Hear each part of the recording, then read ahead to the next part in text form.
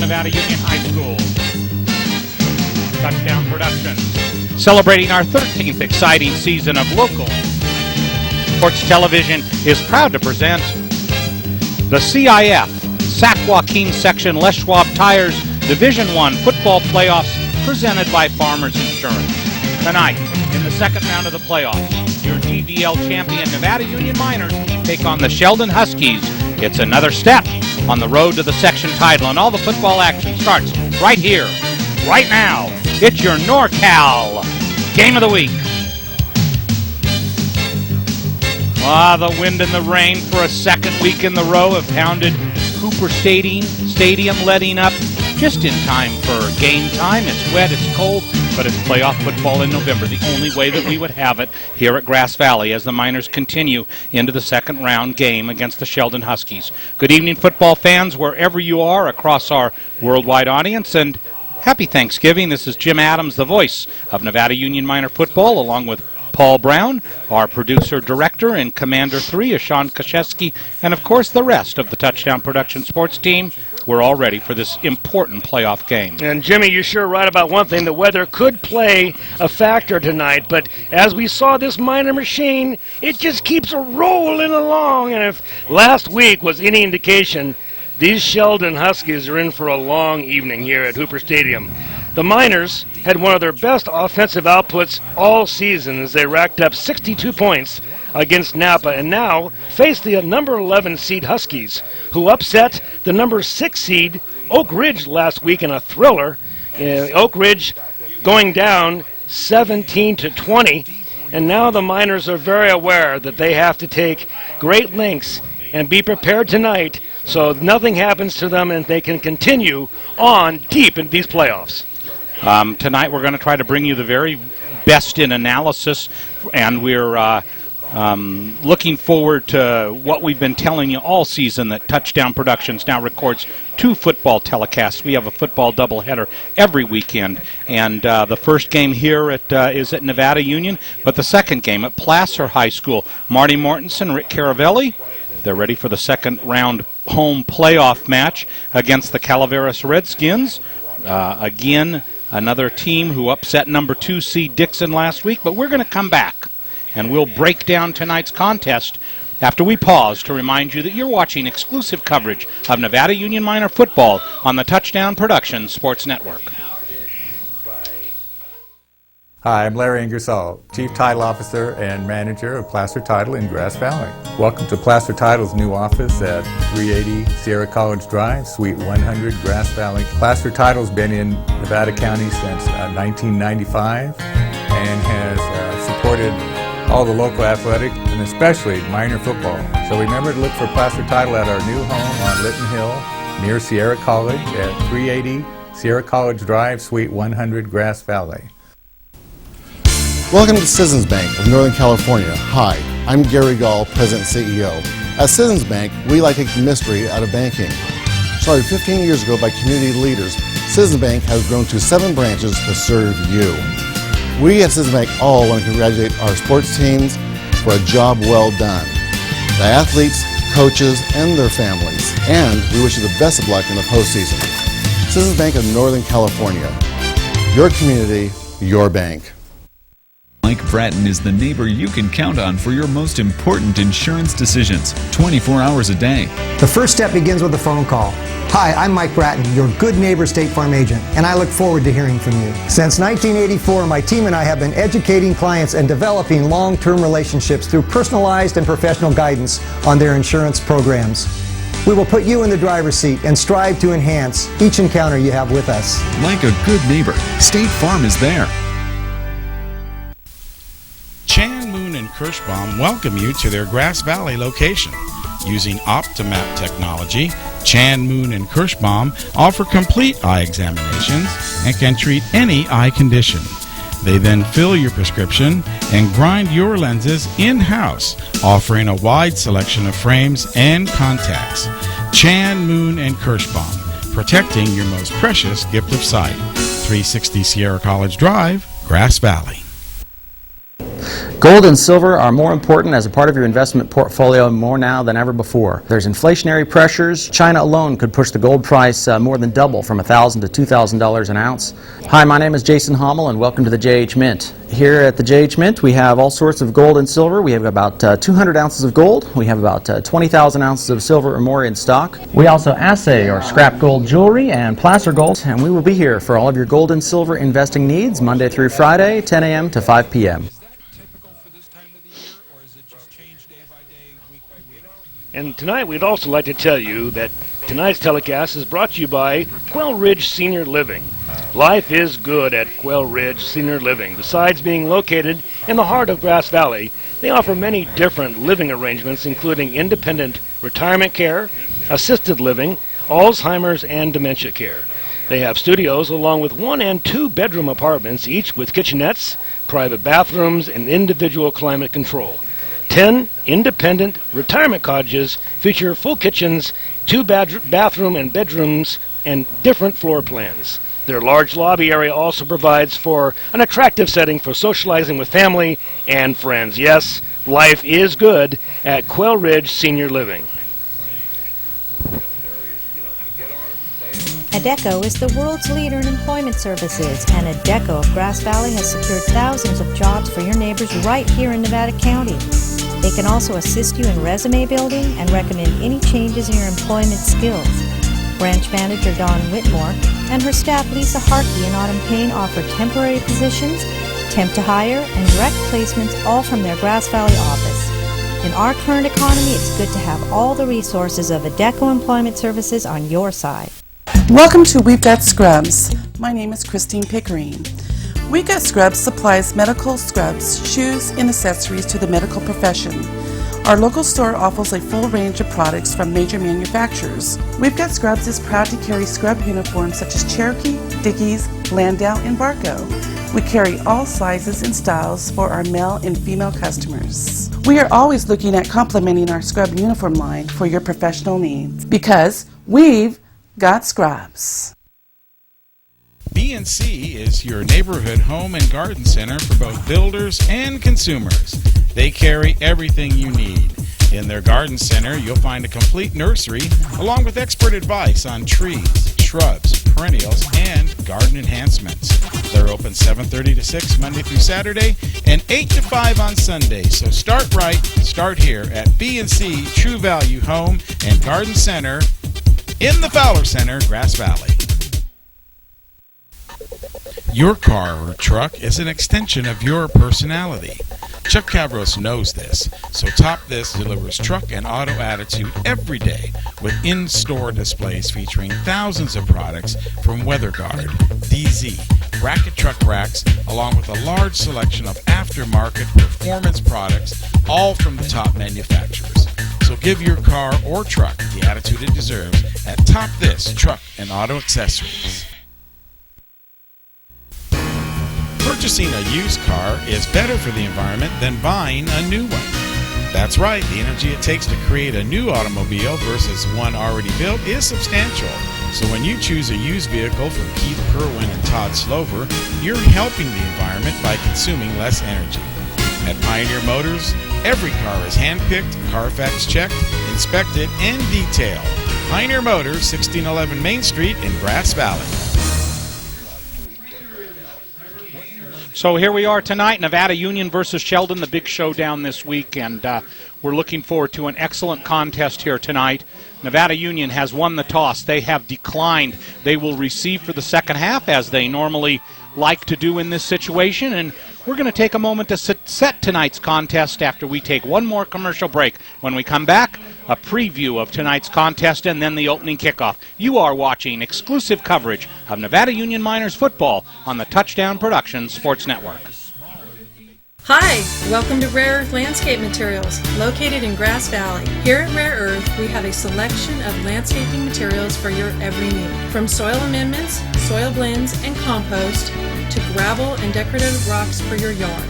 Rare Earth also carries flagstone, concrete landscaping products such as pavers and retaining walls. We're Rare Earth Landscape Materials, locally owned and operated since 1979, and we always root for the miners. You're always close by your neighborhood Ace Hardware in Auburn, located on Highway 49 at Luther Road and locally owned and operated for the past 12 years by Mike Bryan and his family. Neighborhood Ace has teamed up with the buying power of Ace Hardware to bring you the largest selection of products for your home and business. And at Neighborhood Ace, they're always ready to talk about the latest Hillman victory at Neighborhood Ace Hardware. The Painter family has been taking care of feeding Nevada County families since 1959, and in October we'll celebrate 50 years of service to you. At both locations of SPD, you'll always find USDA choice beef and a full-service meat department, a complete deli section, produce department, post office, and everything else that makes SPD so special. SPD Markets, hometown proud, where your neighbors shop. Personal trainer Michael Strong has a new way for you to be healthy. It's GetFitRight.net, the personal trainer that comes to you.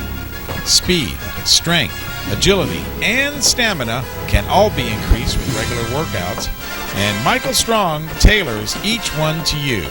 So be healthy with the help of Michael Strong and GetFitRight.net. Woo! In Grass Valley. Bob and Kurt Pinkham have been serving your carpet needs in Grass Valley since 1977. That's over 50 years of experience. Their new 3,500 square foot showroom is stuffed with the latest designs in carpet, vinyl, hardwood, and ceramic tile flooring products from all the top manufacturers. With many products in stock in their huge 3,500 square foot warehouse. It's Bob's Discount Carpet in Grass Valley. The Hauser family reminds you if it's round, rubber, and it rolls, then you're sure to find it at Plaza Tire and Auto Service. From regular car and truck tires to small specialty tires for your trailers and golf carts, you can trust Plaza Tire has the tire for you. They stake their reputations on it every day. Plaza Tire and Auto Service. Auto repair done on your schedule, not theirs, in Penn Valley, Nevada City, and in Colfax.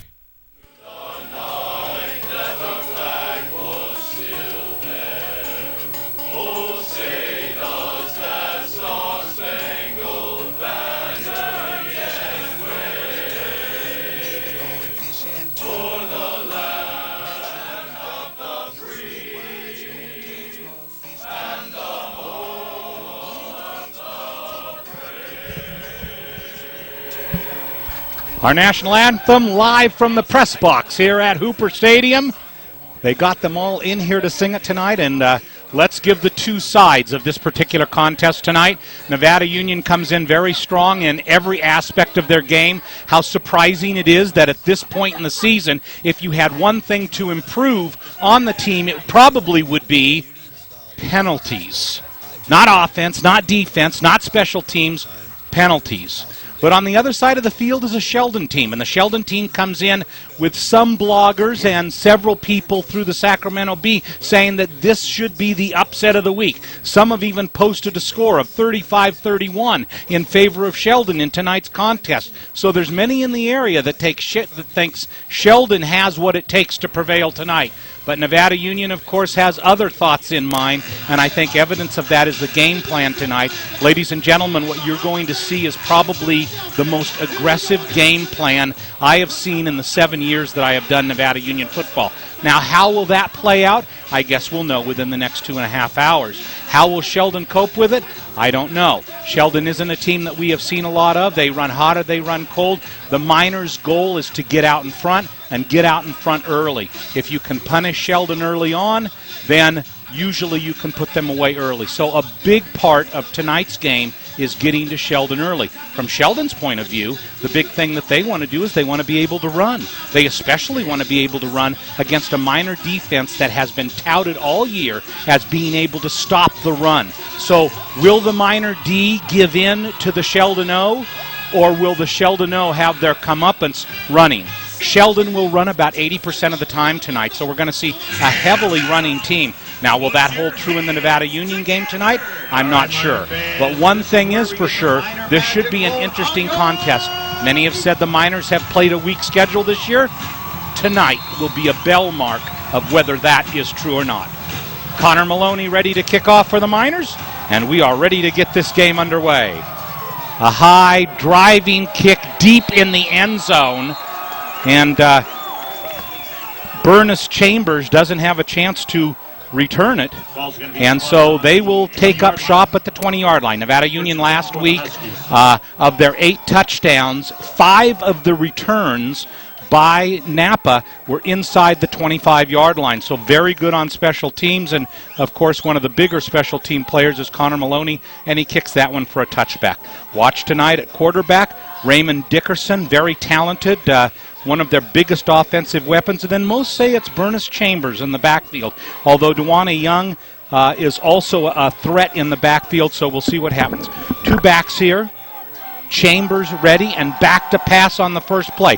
Throws a screen over to the left side. Miners converge on him, and they make the tackle.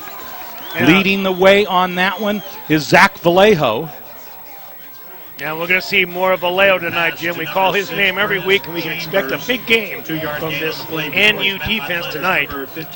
Primarily a running team, wouldn't you say? Sheldon is not a passing game, doesn't have a big arm in the backfield. But what they show against the Miners should be pretty interesting tonight. Shotgun formation. Another pass. Rolls right. Looks downfield. Heavy rush. Now must run, and down he goes. 2-yard gain on the play. Raymond Dickerson, the quarterback, and if you look at the stats, he's their number 3 rusher. He likes to roll out of that pocket. He likes to find some room to run. He's a weapon back there. Last week, Nevada Union registered 7 3-and-outs for Napa. So let's take a look at this first drive by Sheldon. We've got a 3rd down and 5. The first 2 plays have been running. You would expect this one to be the same, but no, it's a rush up the middle, and it's a first down. Breaks into the secondary, and finally taken down at about the 40-yard line. Bernice Chambers on the carry. Getting the defense on their heels. Chambers getting the wraparound draw play. They're giving them different looks. This NU defense, I think, is wondering what Sheldon team came out tonight. 14 yards on the play. Dickerson goes back to pass. Now has to scramble. Now throws deep down the field. Has a receiver, but deflected away, incomplete. Excellent defense for Nevada Union, led by Juan Espinoza. And all kinds of time standing in the backfield. He had his choice of receivers. That was Raymond Dickerson, and I'll tell you, Jim, all year long, this Nevada Union defense has put great pressure on the quarterback. That time, he had a wall in front of him. So that brings up a 2nd down and 10. And so all but one play has been via the pass for Sheldon tonight. So Huskies at 2nd and 10. Dickerson with a pitch to this left side. Miners cut it off and take him out of bounds. And that was a quick pitch, not much room there to the short side of the field. Connor Clower over there to seal it off, along with a bevy of Miners. And again, we're going to see a 3rd down and long. The one statistic that we can see Sheldon keeps up with the Miners is in their rushing attack. Their total yards per game, very, very close to the Miners. So another big 3rd down play, 3rd and 9 in this case. Dickerson rolls left, looks like he's going to run. Flag goes down, that's incomplete. In an area where you might expect defensive holding, so we'll take a look at what happens here. If it is defensive holding, and it is, then you would expect the Miners to decline and hopefully take the ball on the punt. No, Petnato was held. It was pretty blatant there on the right side. You can see that. Let's see what we can, yeah, it definitely will be declined. Jim, you're absolutely right there. And so the Miners go back in punt return formation. We'll have Beer Temple and Niederberger. The Sheldon punt team is known for relatively short punts. their season average about 30 yards on the punt, but they've had several within 20. The Miners were reminded to be careful in punt formation to make sure that if it's a real short punt, it doesn't hit one of the players. And back to punt is Kimawai Wright. And almost blocked on the play. Fair catch called by Niederberger, but intelligently he backs off on it there, and the Miners will take up shop at the 22-yard line. They almost got the block there, Paul. There were 3 Miners all over the punter. In fact, it came very close to roughing. Had that punter decided to do a little dance and fall on the ground, he could very well have caught a flag.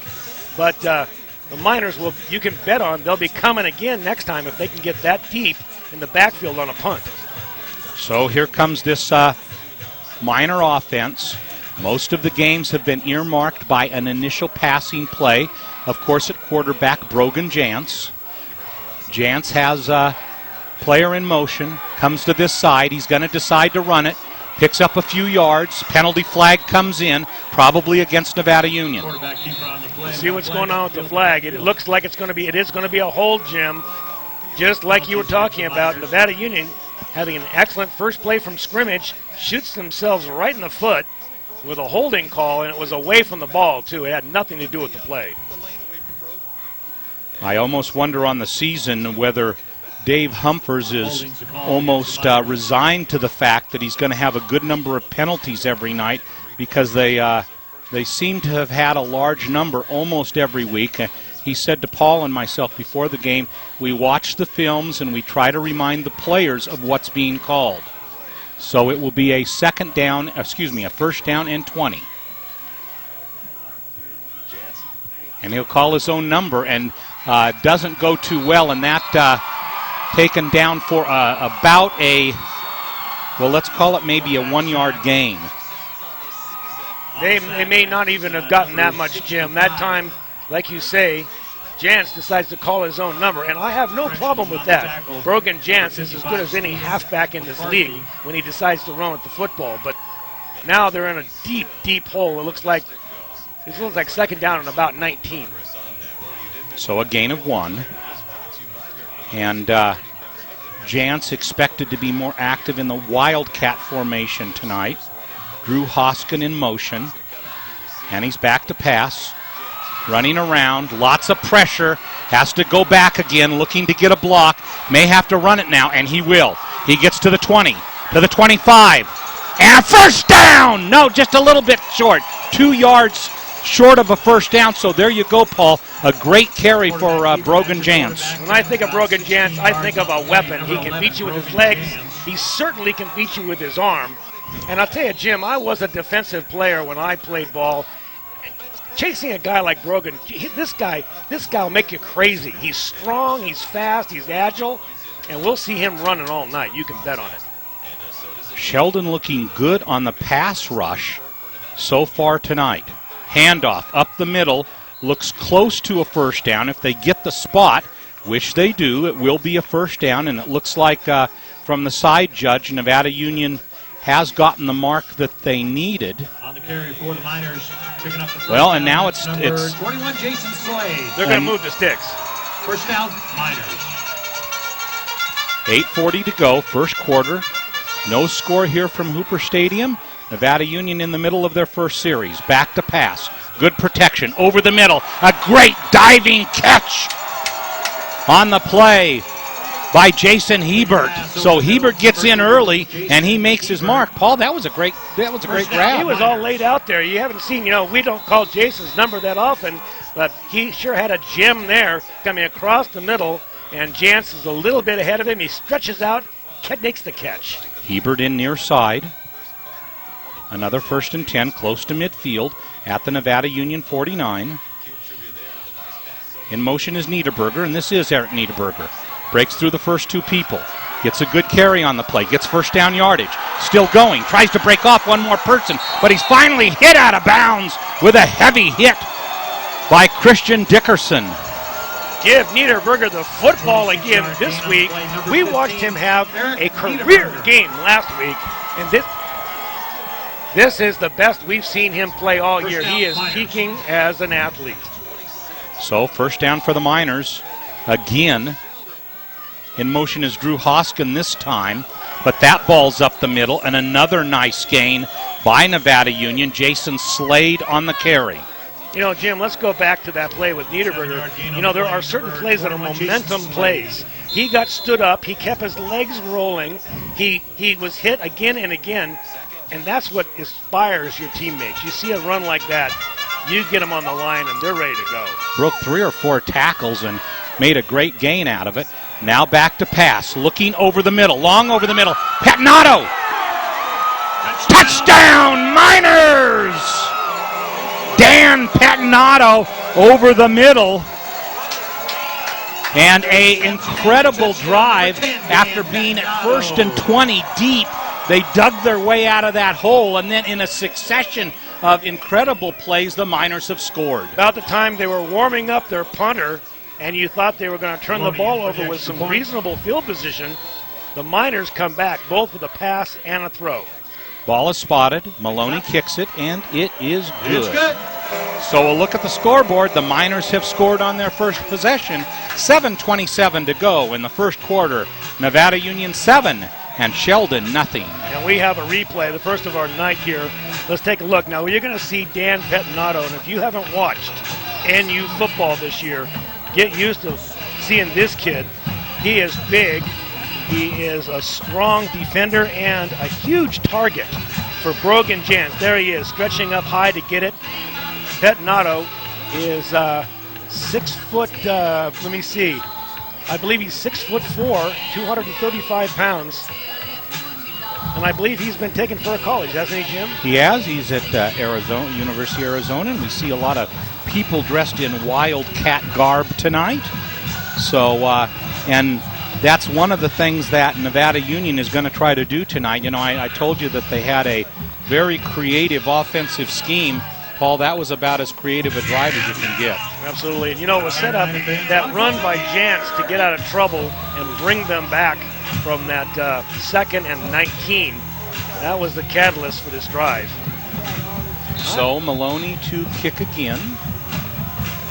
And just the way that Dave Humphers would have liked it to script out on that first drive, high and deep, but this one is taken by Dickerson at about the 2, up the middle, and he gets taken down inside the 20-yard line, just outside the 15, so good coverage by special teams. So let's see if this Husky team from Sheldon tries to grind the ball out. They are a running team like we talked about. They are throwing, but Jim, they came out with a spread formation. They look like they wanted to give a different look to the Miners tonight. Paul, it's obvious that these teams are saying if you want to beat Nevada Union, go to the pass, but that's not working like it used to. So a first down, 3 wideouts this side. Quarterback Dickerson calls his own number, gets a short gain of about 5 yards. Interesting play. I wonder if Dickerson missed that handoff and followed his back through the line. That's number 4, Raymond Dickerson. Nonetheless, he did call his own number. Now he's talking to his wide receivers. They're going to go out in a spread pattern. He's got several choices here near side. One on the far side, but that's another handoff. That's a nice gain on the play. It'll be short of the first down. Probably will bring up a 3rd down and 2. Carrying the ball again for the Huskies, number 6. They're waiting to see where they spot this ball. They got a pretty favorable spot on it, so it's going to be a 3rd and 1.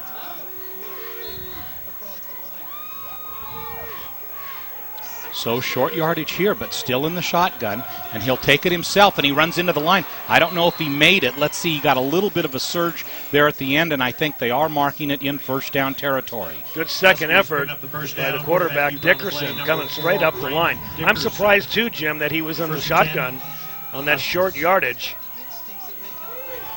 They're not in a field position that they would go for it on 4th down, I don't think. So the first series was largely passing. The second series here is largely running. And Christopher Dickerson with the carry. About a 3-yard gain. Looks like he got about 4 yards on that play. field's in great condition tonight. We had a lot of rain earlier, but it drains beautifully. Jim and I were down on the field, and it's relatively dry. Unbelievable, huh, yeah. Paul? So Bernice Chambers, hurry up offense by the Huskies. And timeout is called by the referees as Zach Vallejo comes over to get, and Zach already talking to the official on it. Someone, and they... Apparently there's a problem with his equipment. It looks like he's having a problem with his helmet. He momentarily grabbed Keith's helmet. That's a tough piece of equipment, Jim, to interchange with any other player. You basically eat and sleep with your helmet. It becomes part of you. And Tyler Gunter must come in then in the middle for Nevada Union. Let's see if the Huskies can exploit that. 2nd and 6.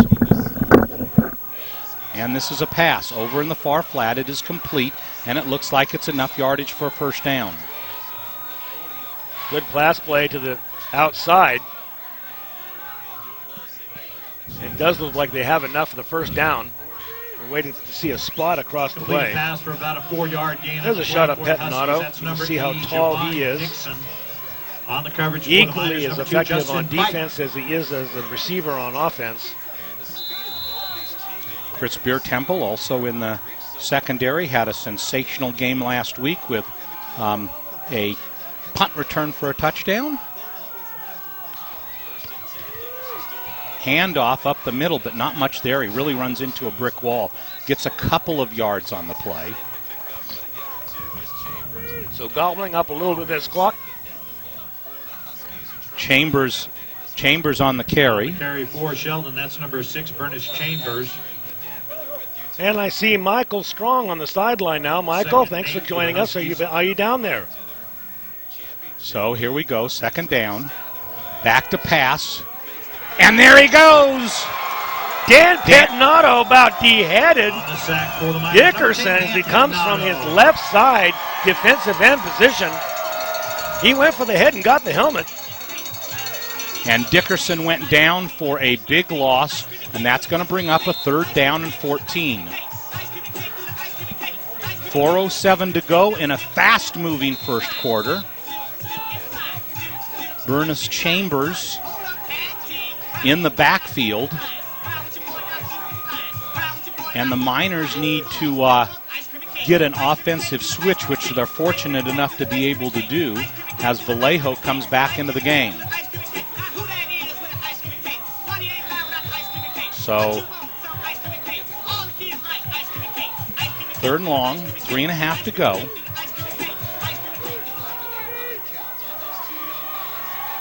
Trying to pull the Miners off sides, and now looks like he changes the call. Back to pass. Here comes the Miners. Pass over the middle is complete, and a first down. A nice reception by Jordan Escorcia. But there is a flag in the backfield, and it is holding against Sheldon. So the Miners, they dodged their own bullet here. A hold in the backfield. I believe, again, it was on Pettinato. He was one of those that was deep. But Sheldon executing a nice pass play over the middle. Would have had a first down.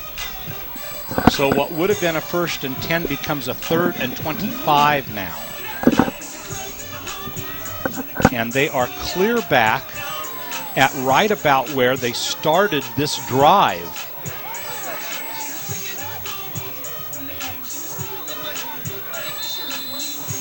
So 3rd and 28.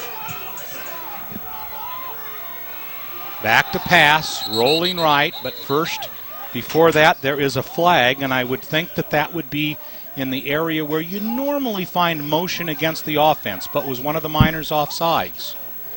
And they were. They were, and I do see Michael Strong. Michael, can you hear us down there? I can hear you guys pretty well. How about you? We're doing great here. What's happening down the sideline? I tell you what, that last series, Zach Vallejo had to come out because of a chin strap had broken, and the rule was he only had to switch out the helmet, and they weren't going to make him come out, but that took too much time, so he had to come off the field, and they ended up going in with a sub. But there's a little bit of problems. But other than that, the atmosphere right now in the stadium is extremely loud. So a 3rd and 21. Short pass. Miners close in, and they take him out of bounds for a 1-yard gain. Pettinato leading the charge to shove Bernice Chambers out of bounds. And Pettinato was putting a lot of pressure on the quarterback, and from his left side came all the way across the field to make that tackle.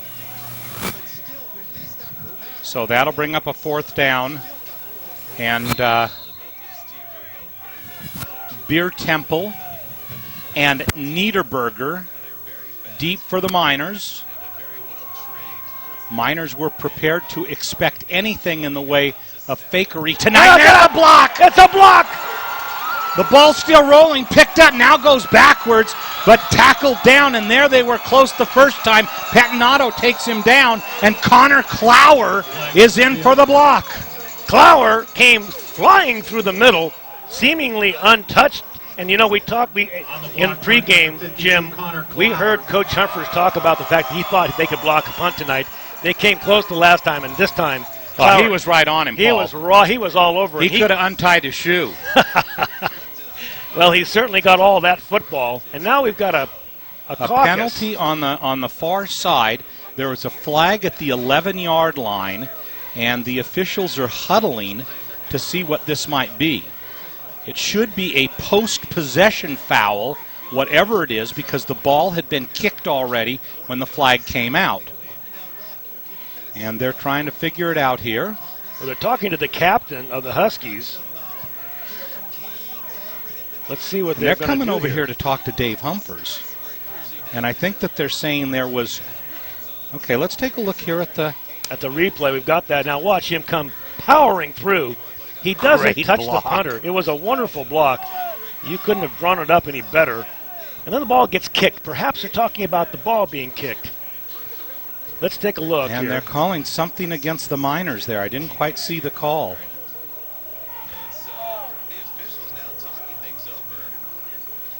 Dead ball foul. Unsportsman. Well, okay, so they're calling 2 fouls on the play. And that will take the ball to the 14. Ball was recovered at the 11. So the gist of it is that the Miners lose 3 yards on the 2 fouls on the play. And with 2:34 to play, they are poised at the 14 for their second possession. And here's a handoff. Niederberger needs a block. Slade gives it to him. And he gets inside the 10 to about the 8. And there's another flag, and that one's going to be against Nevada Union, I believe. Duncan Chappell threw his arms up in the air as the foul was being called. Let's see what they have to say about this. Unsportsmanlike against the Miners, I'll tell you. Those are killers. That was a dead ball foul after the play, so it should be second down. And back to plague them again this week. The problem with penalties, Jim. This is, the reason that Coach Humphers wears that bucket hat of his is to hide the bald spots from where he's been pulling out his hair. Well, definitely a point of frustration. I knew it was against the Miners because Duncan Chappell just appeared really frustrated, and it was at the 8. So that should take the ball back to the 23. There was nothing physical exchanged there, Jim. It must have been something he said. It's really hard to tell. A personal foul can be any number of things, and something happened that the official and there didn't it is like. At the 23. So let's see if they call this a dead ball foul. Well, it's going to be second down. Yeah, so it is a dead ball foul. So second down, Jans has his works cut out for him. Slade is at his right, and he is back to pass. He throws over the middle. He's got a nice completion to Pettinato, breaking for the end zone. Touchdown, Miners! Dan Pettinato! And the tandem of Brogan Jans to Dan Pettinato once again plaguing the defense. Week after week, Jim, we see these two pair up. Pettinato finding the seam, finding some opening, and then with his sure hands, making the catch and going for the score. Paul, I know it's early to say this. We're not even a quarter into the match, but we saw this last week. I mean, too. How difficult is it to stop this Miner offense? And the kick is good. Paul, let's talk about it for just a moment, since we have a moment. Last week, how many punts did Nevada Union have? None. Okay, that's right. This week they've had 2 drives. I mean, they look like that they're capable of gaining yards at will. Yeah, pretty much at will. And again, the key play here, the pass, Jans to Pettinato. Dan Pettinato, he is such a big target, but he's just fast enough. Oh, here we go. And watch. Perfect thrown ball. Shot. But look at him. He's all by himself in the middle. They really haven't put a man on him. And then once he does catch the football, he's such a horse. He gets away, gallops into the end zone. 3 men around him, but nobody really came close to taking him down. And a game that had a lot of question marks behind it as far as predictions are concerned. Some of the answers are starting to be found, it looks like, Paul. Well, let's say more and more we watch this team, this NU team, that I think is peaking right now at the perfect time. These seniors are playing at the top of their game, and I don't see too many weaknesses, Jim, either offensively or defensively. So Maloney back again, 2:07 to go in the first quarter. Miners have extended their lead to 14-0. High and deep again, and he lets it go into the end zone. So instead of taking it, Bernice Chambers decides that they'll take up shop at the 20-yard line. A little bit strange there, Paul. Well, I think this is a big series right now for the Sheldon Huskies. They've got to come up with some kind of ball movement here. They've got to make their way down the field and try to put up some kind of numbers. You can't get behind on this NU team and figure you're going to come back.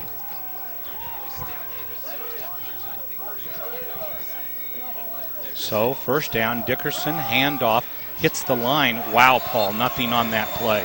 Big wave of blue. Well-coached team, the NU Miners. We've talked about it again and again. And they gang tackle the ball every time. It's rare when you see one player tackling. Usually there's 2, 3, 4, maybe even 6 players. Hot dogs, hamburgers, nachos.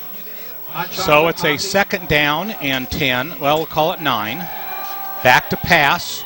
Throws incomplete, and boy, Dickerson had Dan Pettinato right in his face on that one.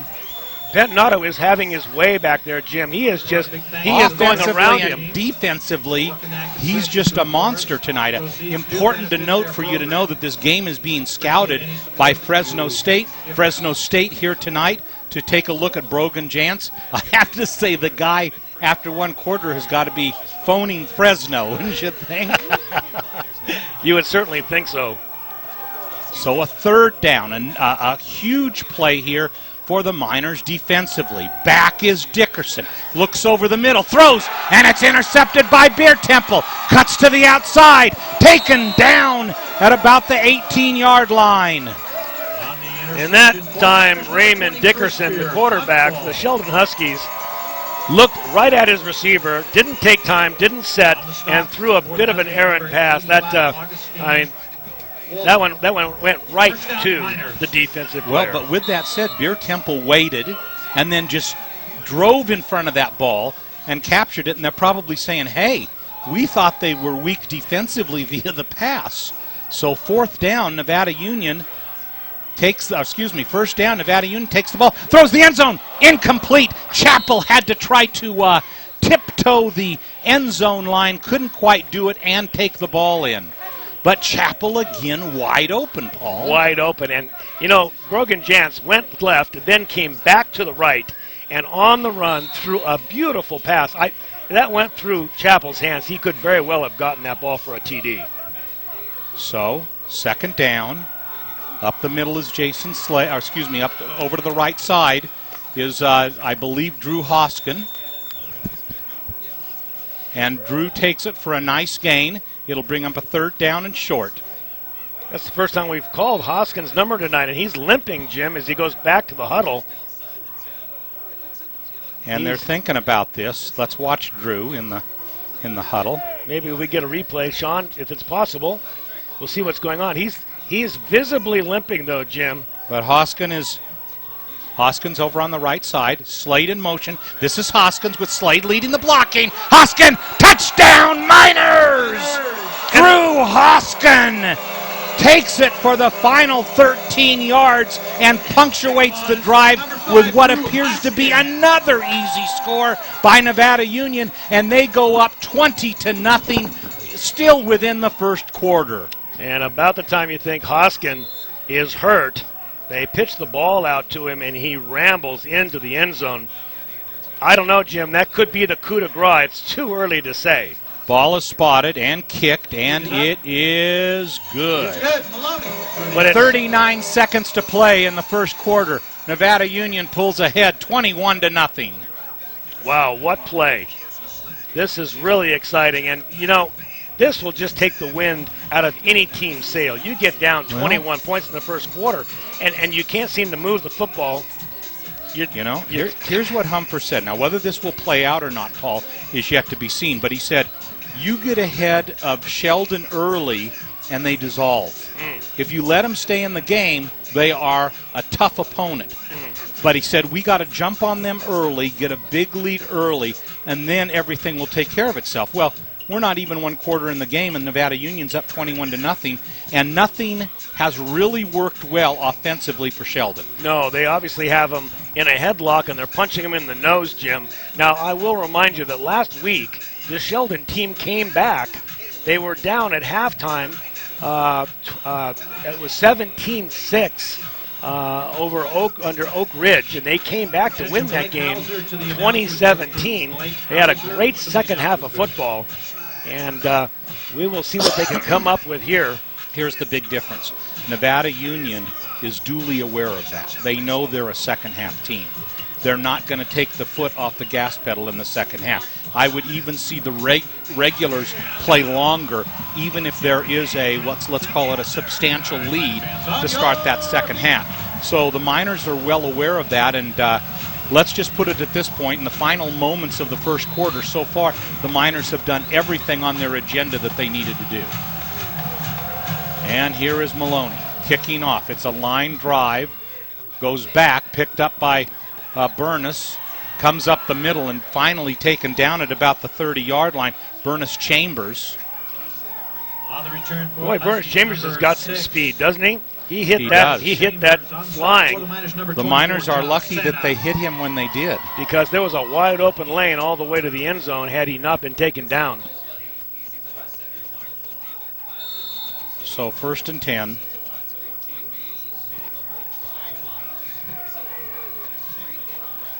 So here we go again. Raymond Dickerson trying to find something that will work. He's going to start off with a carry up the middle, and it gets a modest 3 yards. And that will probably be the last play of the first quarter. Burness Chambers again on the carry, someone who has had 106 carries for 823 yards on the season, finding it a little bit more difficult tonight. 2nd down, 8 seconds to go. The clock is running. See what Dickerson does here. 2 seconds, and he pitches it. And it's Chambers again, and he gets maybe 2 yards on the play. It's going to bring up a 3rd down and long when we start the second quarter. So we've got one in the books from Cooper Stadium. The first quarter has been played. Nevada Union leads 21-0. Paul, a surprise? You know, Jim, you and I talked about this in detail during the week, and we were looking forward to this NU team finding a matchup. So we've seen the last few weeks, they have been the dominant team on the field week after week. And so far, you'd have to say they once again are very, very dominant over this Sheldon Husky team. Well, and, you know, we only have a quarter in the book, so there's a lot of football yet to play. But Sheldon has not looked that much better than Napa did last week. I agree. In fact, but you know, a lot of people are saying that this Nevada Union team has played opponents that are not really very worthy.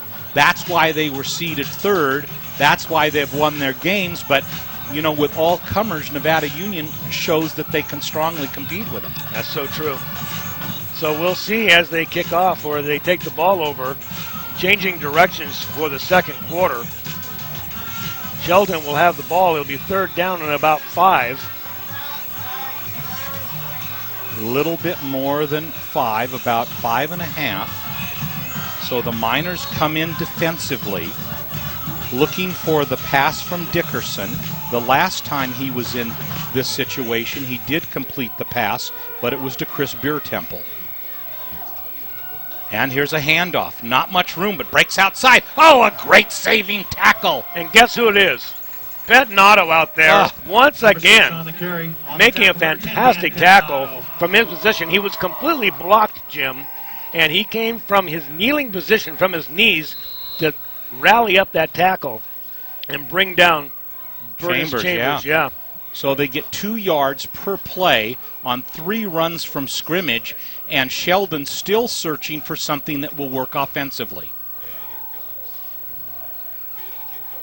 Too much yardage to be in 4-down territory, but we have been warned to. Oh, almost got the block again. Miners need to have a heads up, and that one will go to about the 36-yard line. And Paul, you know, Connor Clower again with the block. He has figured something out there. Either he is not being covered defensively, or he has just figured out a way to get around his man, because, my God, he was in the backfield there. He darn near beat the ball back there. Clower having an incredible night. Probably the coaching staff will take him to the side and say, okay, Connor, listen, you've got to get one more block. Will you please, although Sheldon's going to say, oh, it's that same guy, we better block him a little better. What's up with this? But now it's the Miners' turn, 1st and 10. Goes to Hoskins. Hoskins has a hard time getting the play started, and as a result probably picks up 1 yard.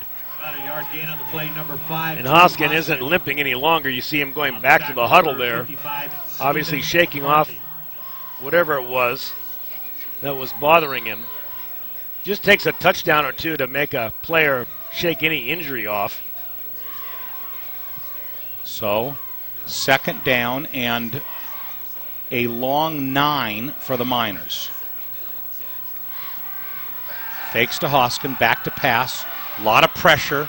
Might not be able to get away. Looking, needs to get rid of the ball. Now he's got some problems, but a good block, and finally he's taken down for a significant loss back at the 30-yard line. Quarterback keeper number 11. And an injury on the field to Sheldon. Number 3, Joshua Brinkworth. Number 73. And that's Quaishan Warren. And a penalty flag at the 30. And I would imagine that will be a hold. But they're probably saying, do you want to take this or not? And I would think that they'll decline this and take the 2nd down and 20. Holding against the Miners decline. So yes, 2nd down and 20. In fact, we'll mark it where it is 2nd down and 17. I believe it is third down. down. 3rd down and 17, excuse me. So a big play needed here. Does the wraparound draw to Jason Slade. Jason gets back to the 40. Slade doing a good job there. Jimmy, you know, Coach Humphreys mentioned Slade today to us in the pregame. He said he is really having good games, better every week, taking some of the pressure off of Hoskins. And so the Miners need to punt. And there's a short snap. Needs a block. Gets it 1st down. Now not a lot of yardage. Needs to get a block. This is Drew Hoskins.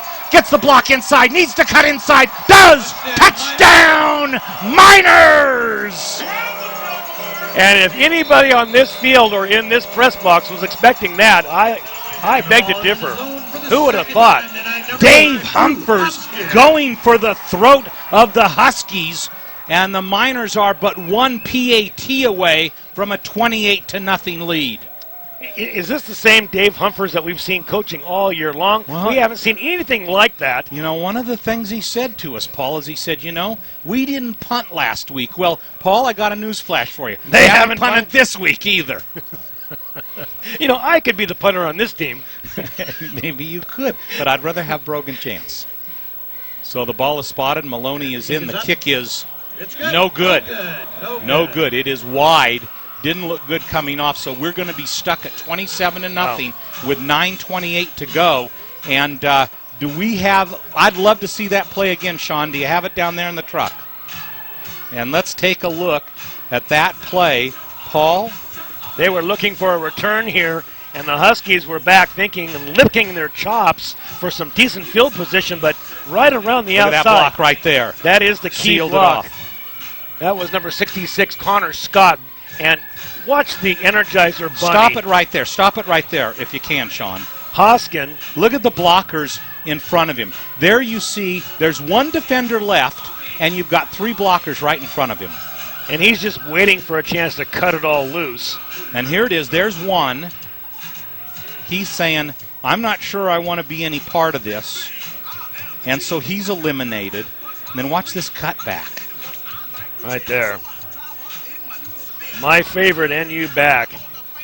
Hoskin, the Energizer Bunny, doing what he's been doing all year long. Finding the end zone. They got to have big smiles on their face there as they all embrace each other in the end zone. And the coup de grace, the guillotine head, may have come down. I know it's still in the first half, Jim, but let's go out on a limb here. 27-0. Well, wow. When I said that it was going to be a very animated offensive scheme tonight, Paul, I must admit I didn't have that in mind. Michael Strong, what are you thinking about down there? Well, on the punt that they had there, if you notice, Sheldon was shuffling guys in and out, and you got on the field rather quickly. I wonder if Coach Humphries saw that and on tape and realized, hey, if we get our guys out there quickly, we can run a fake while they're still trying to get adjusted. I think that's what might have happened, opening up that right side and for his him. Fumble. And I think that Sheldon got it. A flag now comes in at the end. What would a play be without an official's flag? That may have been just a marker, Jim. Maybe it was. Yeah, he was just trying to spot the play. But when things start going bad, everything goes bad. Number 38, Zach. We did see a flag there on Sheldon earlier tonight. Is that right? What's that again, Michael? I believe we saw a flag earlier tonight on Sheldon. Is that right? I think we saw one, and that may be the record against a Miners opponent all season. But here we are, just first stop and it. 10. Both of you. We're so jaded, Michael. We've gotten to the point where we are now just jaded play-by-play people. But we speak with 1,000 voices, and before they can get it off too much time. I think there's a chance that one might be against Sheldon, and the football gods have spoken and given us Sheldon's second foul of the night. Penalties against Sheldon. Well, it's about their 4th. You know, maybe they're just finally hearing us voice our opinion. I'm trying to yell it loud enough to the ref from right here. Some things are best left unsaid, maybe especially when you're ahead 27-0. Nothing to change the mojo, but this will be a 1st and 15. And Dickerson must be saying to himself, what do I need to do here? And he's going to throw long and try that one. And that ball is caught. Intercept. No, it's caught. That's a reception. Burness Chambers with the reception. And Chambers keeping his concentration while in the air, taking the ball away from the defender. A gem of an offensive play. On the coverage, number 20, Chris Beer-Tumpful. And there's no flag in the play. They will continue down the field. Far and away the longest play of the day by Sheldon. Stop the testing. Back to pass. Now goes for the big bomb again. And he's there again. He should have made the catch. Burness Chambers was out in front. Had that ball come through his hands to his knee and kick into the end zone. And Chambers had to reach back. The ball slightly thrown to his back shoulder. He went up in the air to catch the ball and took his eye off of it. It could easily, Jim, have been down around the 5-yard line. Sheldon Sheldon desperately searching for something that will work, and maybe they think that they have found it. So let's see how this unfolds. Nothing else, neither the run nor the short pass, has worked well for the Huskies tonight. But they are in minor territory at the 44, probably in 4-down territory with this large of a deficit. Throws a screen, a forward pass over to the other side, and scrambles for a first down, does Bernice Chambers. And they're going to highlight Bernice Chambers now. That's the third play in a row that's gone to him. The 5'9", 170-pound senior running back keeps pushing the ball along the ground or in the air. Third down. 3rd down and 2. But you'd have to think that the Huskies need to pick up 2 yards on 2 plays. And a short gain, I don't think he got it. I don't think so either. And I think that was Kiwana Young. I'm looking at the spot here. The spot is very, very close. It's I think they're going to be short by just under a yard. Well, and they got a pretty good spot on the play. On the carry for Sheldon, number 21. And they're signaling 4th down, but it's by about 2 feet. And, of course, they will go for it. And they're going to call an official timeout. I think they're going to do a measurement to see exactly how close they are. 8:20 to go in the second quarter here from Hooper Stadium. Jim Adams, Paul Brown, Michael Strong, pleased to bring you tonight's action. Nevada Union has vaulted out to a 27-0 lead. And Michael, down on the field there, you were a little late tonight. What, you have some dry cleaning to pick up or something? No, we actually, I have to do 3 different Thanksgivings throughout the holiday. I do one Thursday night at my girlfriend's mom's house, and then on Friday we go to her dad's, and then Saturday we go to my parents. So we were running a little bit late tonight, had to deal with a little bit of traffic coming up from Roseville. So I got here right before the game started. Well, it's good to have you, Michael. Absolutely. And it is a good spot, 4th down, and we're going to say about 2 feet. So what can the Miners do here? Would it be a bonus for them to make a stop? And the Miners go off sides. They won't even have to try it. That may have been part of the call there. A hard count by Dickerson. Draws off. It looked like Pettinato. Yeah, it did. You know, guys, you could actually hear the entire coaching staff yelling, "Watch the ball," right before he snapped it, or as they're calling out. 8-minute mark to go in the second quarter. This is going to be a pass. This is going to be another long one down the middle, out in front, and there's a flag that comes flying in.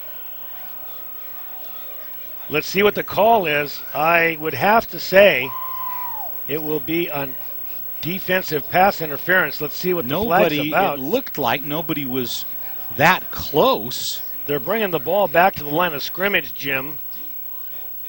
And I think they're going to call holding. Let's see. No, pass interference. And I didn't see anything. Sean, any chance we could get another look at that one? Let's take a look here.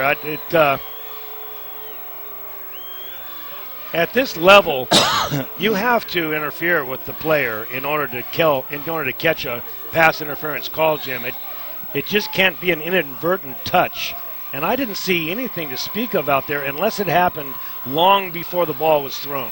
Well, let's go back to first down action. So that becomes a 1st and 10 from the 16-yard line. Back to pass. Now it's going to break on up the middle. Some good yardage on the play. Taken down. I'm surprised they don't throw a flag there for unnecessary roughness, but they refrain from doing so. Picking up about 9 yards on the that was a good clean tackle. Well, and it looked like it was number 59 coming in. Chad Knight making that tackle. 2nd and short. Miners again plagued by penalties here in this first half of play. The Miners need to get it together and get it together now. And flags fly before the play. And maybe we have a timeout. Timeout White, yes. So timeout by Sheldon. 7:20 to go in the second quarter. Miners lead 27-0. Paul, let's take a look at that pass play that was called for pass interference. Okay, here it is here, and maybe we can see it. We're getting it from the back side, and here is the throw. So maybe the hold was back. Sean, if you could back that up, please, just a little, and then let's just see before the ball, as the ball is being released and in the air, right about... Hey, stop it there. Stop it there. What right do we about see there. That's what I'm thinking could be the only possible pass interference. The hand on the shoulder there, is that it? Yeah, hold. That must be what he saw. Go back just an inch more if you could, Sean. Now go forward. Okay, everybody watch left side of the screen. I think that right there is what they called. He tapped him on his numbers, and I think that was enough to get the flag. Okay, Jim. Wow. I agree with you. Wow. Are we playing tackle football or flag football? Well, I'm not even sure that would be called in flag football, Michael, so let's say we're playing tackle here. And so for the Miners, a second down and short defensively. For Sheldon, their best opportunity of the night to score. Second and goal from the 7. Second and 2 from the 7. Over the middle, and it's incomplete. Receiver fell down. Yep, it was a good pass over the middle. It looked like it was intended for Chambers. No, that was number 3. That was Brinkworth. But it now brings up a second down and goal. Third down and 2. From the 7. First down can be achieved at the 5-yard line. This game far from over, especially if Sheldon is successful here. Single back, Bernice Chambers. And here it comes this side, and gets away, and then finally is taken down for a significant loss. So I don't know if he called his own number, but it may have been an option, and the option was just closed off. And it was just closed off because they had such penetration, there was nowhere for him to go. But look at this now. Strangely enough, 4th down and 8. So a 3rd and 2 becomes a 4th and 8. Miners look like they have too many players on the field. There's some confusion here. But here it comes. Back to pass. Here's the rush. Down he goes. Eric Niederberger comes in and gets the big sack. Niederberger having another huge game after last week's touchdown-a-thon. And Nevada Union gets the ball on downs. It seems like they can do no wrong. Nevada Union coming up with the big plays when they need them. Will now take over on offense with 6 minutes and 29 seconds left in the second. And a nice carry by Drew Hoskin. Unfortunately on the play, had a lead blocker in Austin Harlicker, but ran right over the back of Austin. But that is a nice 7-yard gain, and it brings up a 2nd down and 3. And Nevada Union, if they can move the length of the field this time, Paul, you would have to think it would be close to the dagger. Oh, you'd think they'd be carrying the body off in a stretcher. It has to take the wind completely out of the sails of the Sheldon Huskies, not scoring there on that offensive set of downs. In the pregame dinner, there were a lot of animated words by the Miners coaches of what exactly needed to happen tonight, and a lot of it circled around focus and intensity. And Paul, we've seen about as much focus and intensity from a high school team that you could expect here with 6 minutes to go in the second quarter.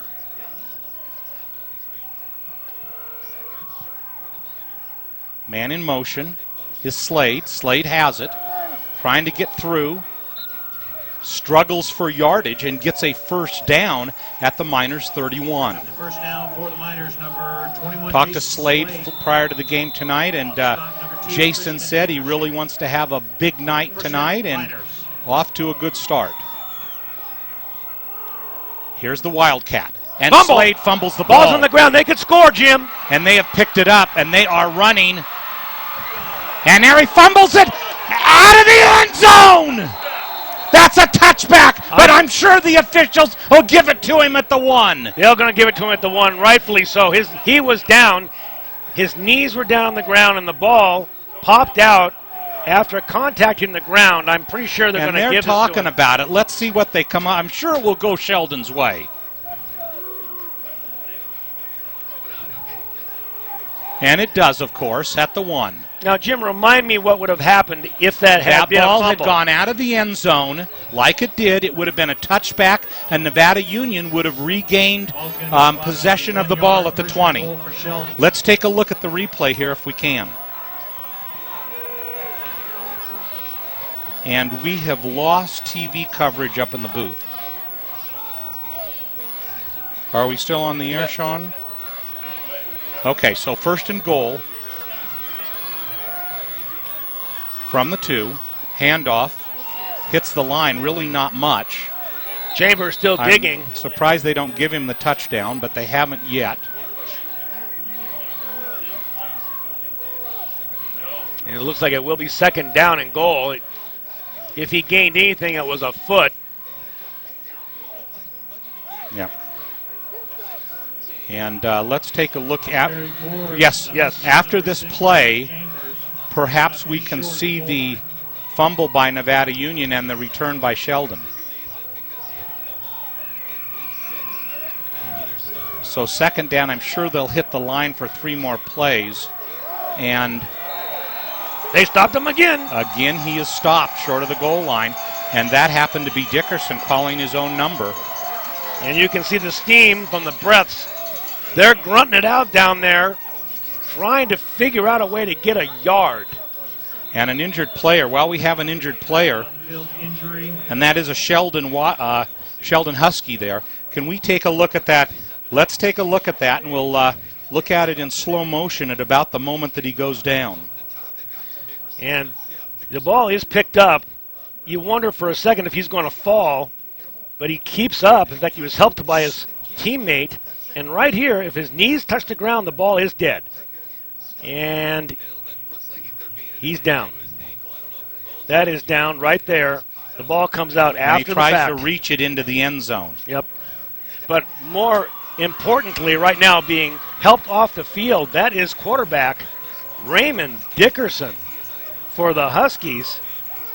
He's being taken from the football game. Now, on our program, Jim, we've got number 3, Joshua Brinkworth, also as a quarterback, and we're seeing him now. And so he comes into the game. For the Huskies, number 3, Joshua Brinkworth. And Dickerson stepping lightly on the sidelines. If Sheldon can score on this play, then we'll have to see what happens in their next possession. And again, they're going to stop him. Good gravy. So from the 2, 1 yard gain on 1st down. And a flag comes up. And let's see what the flag is. This is going to be a big penalty one way or the other. Well, excuse me. It'll be a big penalty if it's against Sheldon, because that would be a dead ball foul. It would be 4th down, and it would take it back to the 16 if this is against Dickerson. Hold your breath. Well, and let's see what the officials do here. We've seen so much wackiness this season, and he picks up the flag. Unbelievable. Why did I expect that, Paul? Unbelievable. Poor Paul, I think you're in the middle between 2 guys who don't like referees. It's not that I don't like referees, Michael.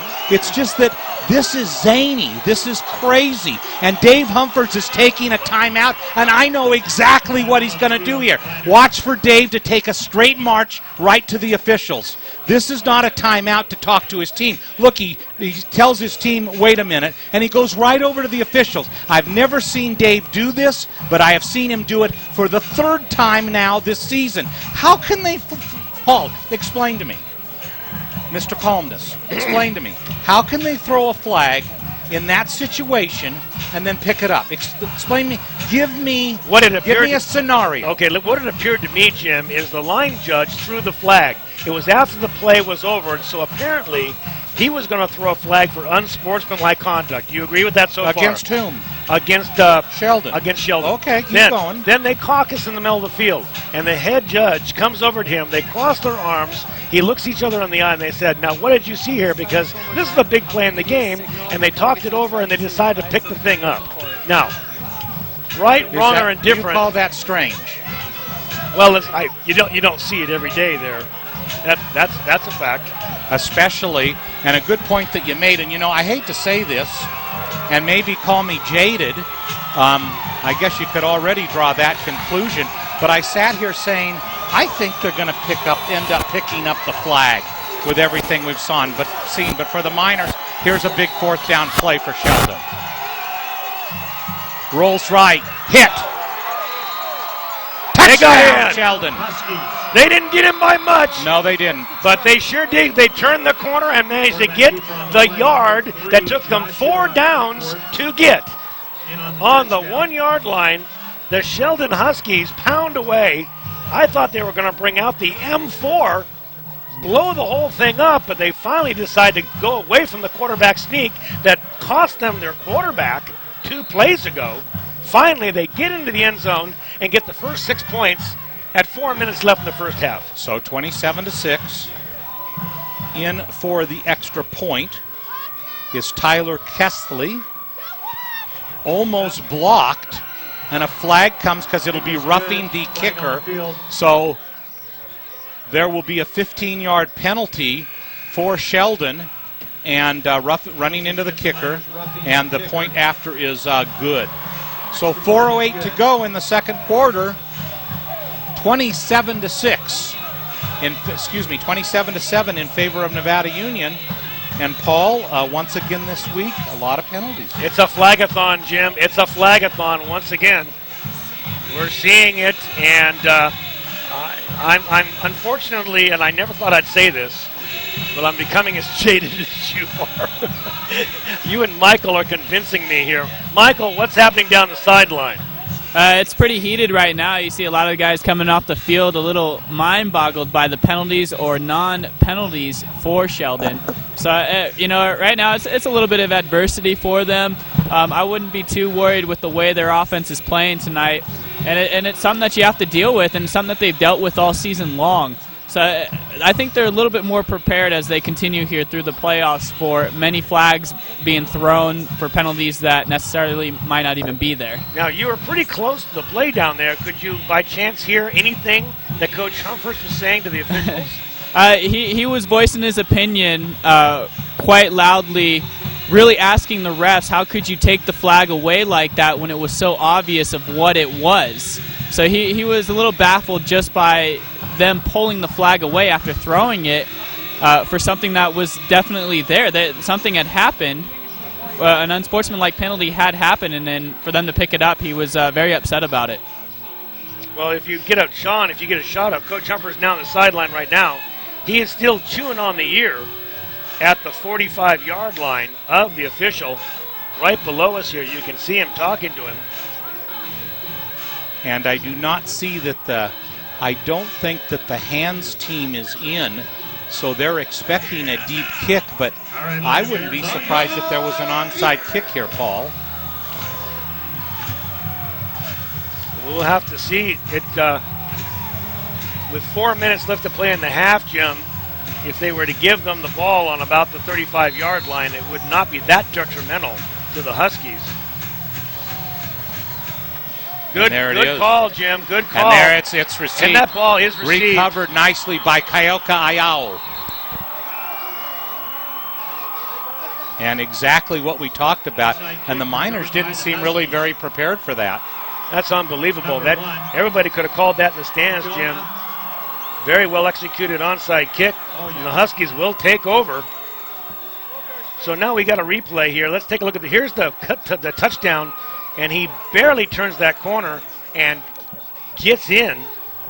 And so here we go, 1st and 10 for Sheldon. So the Miners face some adversity with 4:06 to go, and Dickerson is back in offensively at quarterback. And Dickerson has his ankle taped up pretty well there, Jimmy. Oh, the bad snap. Ball's in the ground. He's going to fall on it. And he does. Big loss for Sheldon on that one. And the sidelines on the Sheldon. Gets a spot at the 49. Wow, they're just stunned. That was just a missed snap. And so that is going to be, in essence, a 17-yard loss. So that'll bring up a 2nd down and 27. And the Miners need to make a showing right now to show that the adversity is not going to affect them. Not only did they give up the touchdown, but they also gave up the ball on the ensuing kickoff. And so this is a 2nd down. Back to pass. He's going to look deep over the middle again, but the Miners' coverage is excellent. And the ball that is intended for number 80, Giovanni Dixon, is incomplete. Flies way over his head. I'm wondering, that was the worst pass we've seen tonight by Raymond Dickerson. I'm wondering, when you have an injury like that, you get a tape on your ankle or on a knee, Jim, it throws your timing off. That ball wasn't even close. So a 3rd down, 3rd and 27, 3:21 to go in the first half.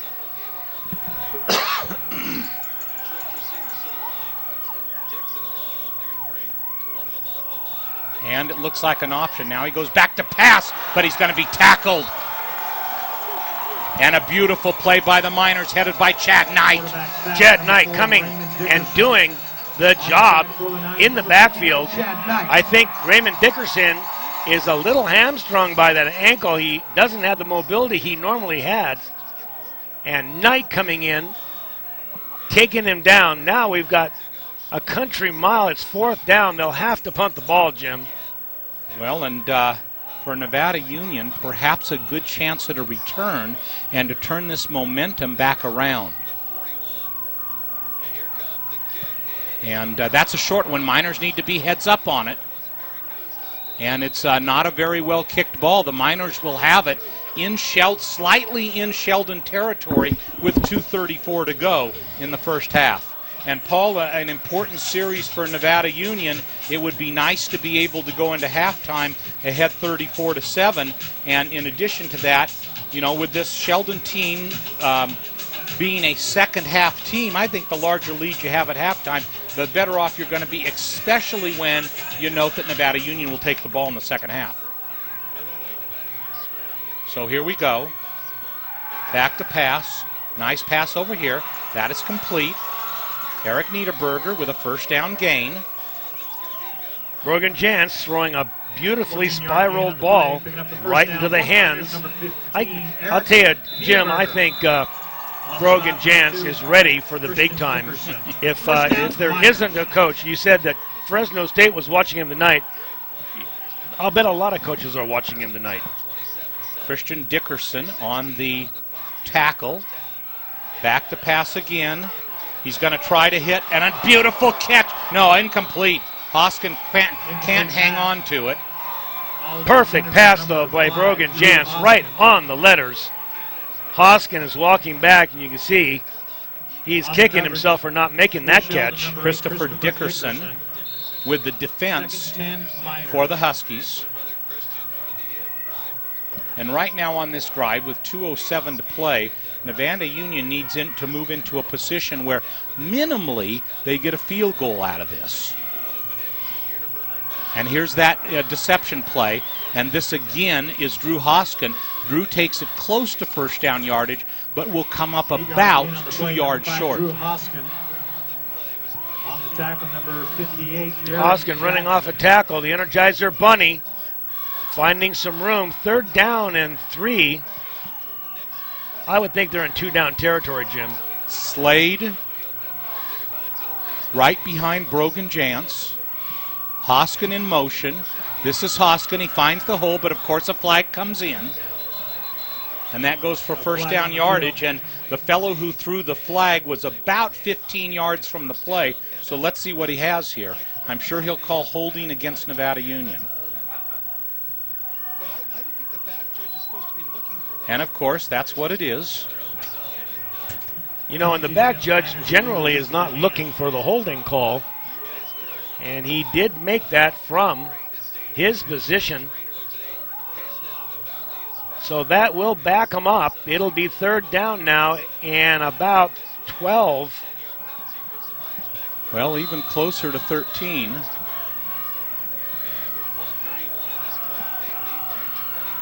So what can Brogan Jantz call here?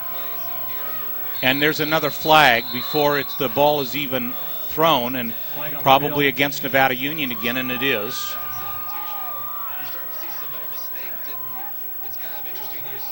So they'll back up another 5 yards, I believe.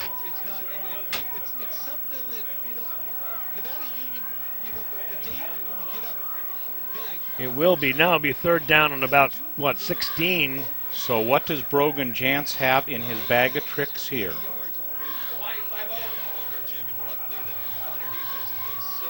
This would be a nice series to pick up some points. So Jantz in the shotgun. Slade to block, and now he's going to have to run it himself.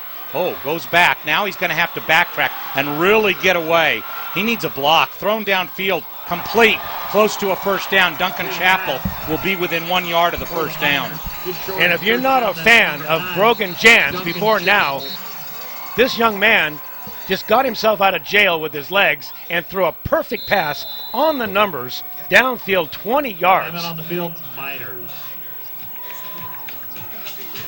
And so that'll bring up fourth down, and they've got about 3 on the play. So now they have a little bit of a choice, Paul. What do they do here? They've got 1 of 2 choices. We either go for the first down, or we bring in Connor Maloney and go for 3. And Maloney is over on the sideline. Let's see it. We'll see the replay here. And as you can tell, I'm a fan of this young man here playing quarterback. Now watch. He goes to the right, finds himself in trouble, doubles back to his left right here. And you see, Brogan is a very strong individual. Not only is he deceptive in his running, but if he gets touched, he can get away. Now on the run, throws a perfect strike. We didn't get it in the replay, but it was right in the numbers. So what will the Miners do here? On the one hand, Connor Maloney is on the playing field, stretching his leg, and he will not go on. And so what will Humphers call here? I think he's going to call Hoskin number. Let's see if he goes to Drew Hoskin. The first down is achieved at about the 27-yard line of Sheldon. So here we go. Tight defense. Will they try to pull Sheldon off sides? Hoskin. And now they call timeout. I think it's going to be Connor Maloney coming on for the field goal. Timeout on the field, Miners. And so Maloney in perhaps the largest pressure situation for him this season. 49 seconds to go in the first quarter. Dave Humphers has said all season that within 50 yards he will go to Maloney. Drew Hoskin on the hold.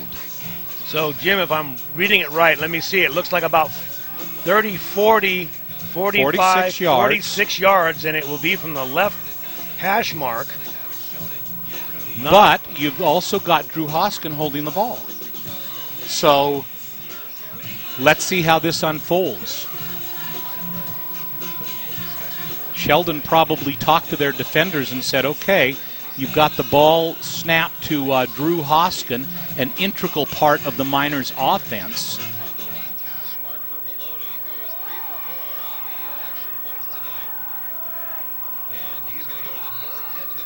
And so here we go.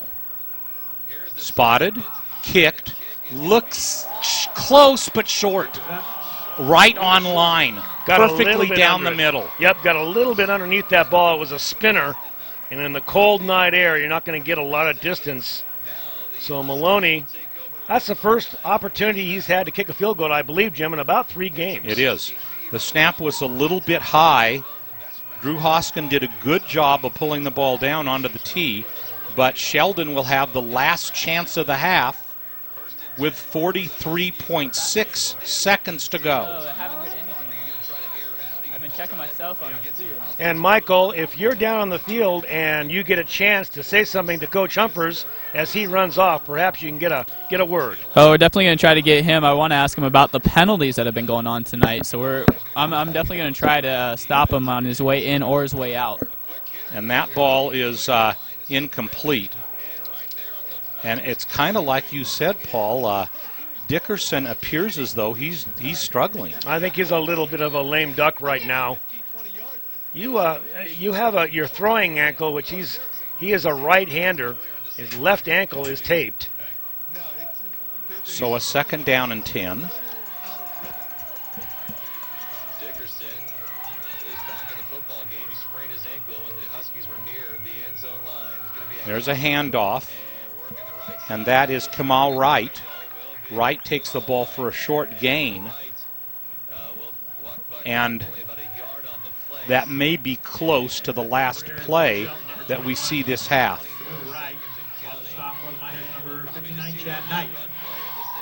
We'll see. It looks like they're not in any big hurry to get over the ball. And I think that's going to be it for the first half. Nevada Union leads 27-7 in a very, despite what the score shows, a very eventful first half. No doubt So about the Miners take it to the locker room, but don't think that this game is over. Sheldon is known for how well they do in the second half. Last week was a good example of that. And so here we are at halftime. Nevada Union leads 27-7. And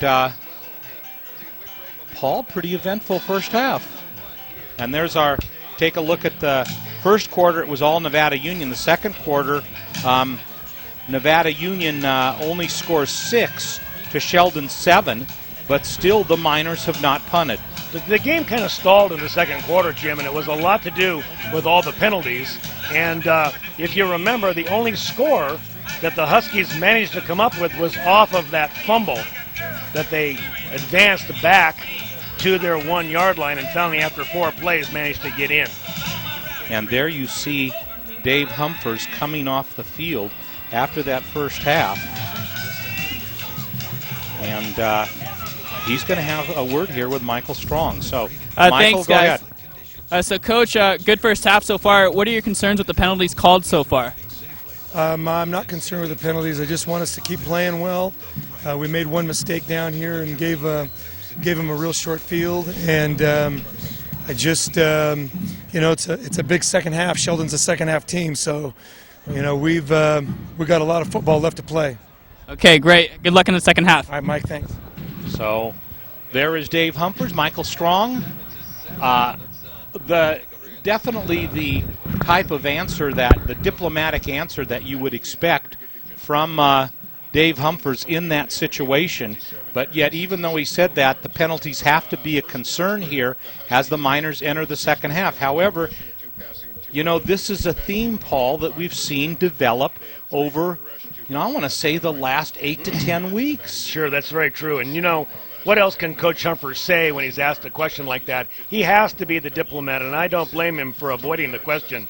But you know in the back of his mind, all year long, have we seen him go out in the middle of the field and contest a call? I think maybe we saw it one other time before. And it's got to be in the back of his mind, if this game was a 7-7 game, if the game was closer, these penalties would be absolutely excruciating, and they could make the game go either way. But as it is, he goes into the halftime ahead by 20 points, and I think he's got a few tweaks and a few changes to make, but besides that, he's pretty happy with the way his team is playing. Well, in a defining moment, the defining play for Sheldon in that first half has to be on the 3rd down and 1, where they don't make it. The flag is thrown for unsportsmanlike conduct, and after they huddle, they decide that it would be in the best interest of the game to pick up the flag. And so instead of having a 4th and 15, they have a 4th and inches, and they score to make it 27-7, and they our halftime score. We'll be back with more of the festivities at halftime. We'd like to remind you that you're watching exclusive coverage of Nevada Union Miner football on the Touchdown Productions Sports Network. Hi, I'm Larry Ingersoll, Chief Title Officer and Manager of Placer Title in Grass Valley. Welcome to Placer Title's new office at 380 Sierra College Drive, Suite 100, Grass Valley. Placer Title's been in Nevada County since 1995 and has supported all the local athletics and especially minor football. So remember to look for Placer Title at our new home on Litton Hill near Sierra College at 380 Sierra College Drive, Suite 100, Grass Valley. Welcome to Citizens Bank of Northern California. Hi, I'm Gary Gall, President and CEO. At Citizens Bank, we like to take the mystery out of banking. Started 15 years ago by community leaders, Citizens Bank has grown to 7 branches to serve you. We at Citizens Bank all want to congratulate our sports teams for a job well done. The athletes, coaches, and their families. And we wish you the best of luck in the postseason. Citizens Bank of Northern California. Your community, your bank. Mike Bratton is the neighbor you can count on for your most important insurance decisions, 24 hours a day. The first step begins with a phone call. Hi, I'm Mike Bratton, your good neighbor State Farm agent, and I look forward to hearing from you. Since 1984, my team and I have been educating clients and developing long-term relationships through personalized and professional guidance on their insurance programs. We will put you in the driver's seat and strive to enhance each encounter you have with us. Like a good neighbor, State Farm is there. Chan, Moon, and Kirschbaum welcome you to their Grass Valley location. Using OptiMap technology, Chan, Moon, and Kirschbaum offer complete eye examinations and can treat any eye condition. They then fill your prescription and grind your lenses in-house, offering a wide selection of frames and contacts. Chan, Moon, and Kirschbaum, protecting your most precious gift of sight. 360 Sierra College Drive, Grass Valley. Gold and silver are more important as a part of your investment portfolio more now than ever before. There's inflationary pressures. China alone could push the gold price more than double from $1,000 to $2,000 an ounce.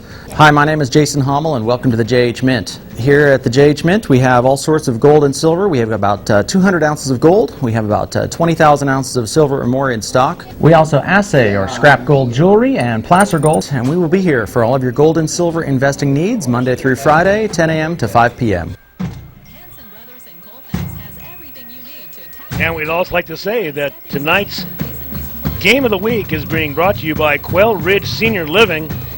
Life is good at Quail Ridge Senior Living. Their 84 apartments really feel like home with 1- and 2-bedroom apartments, each with kitchenettes, private baths, and individual climate control.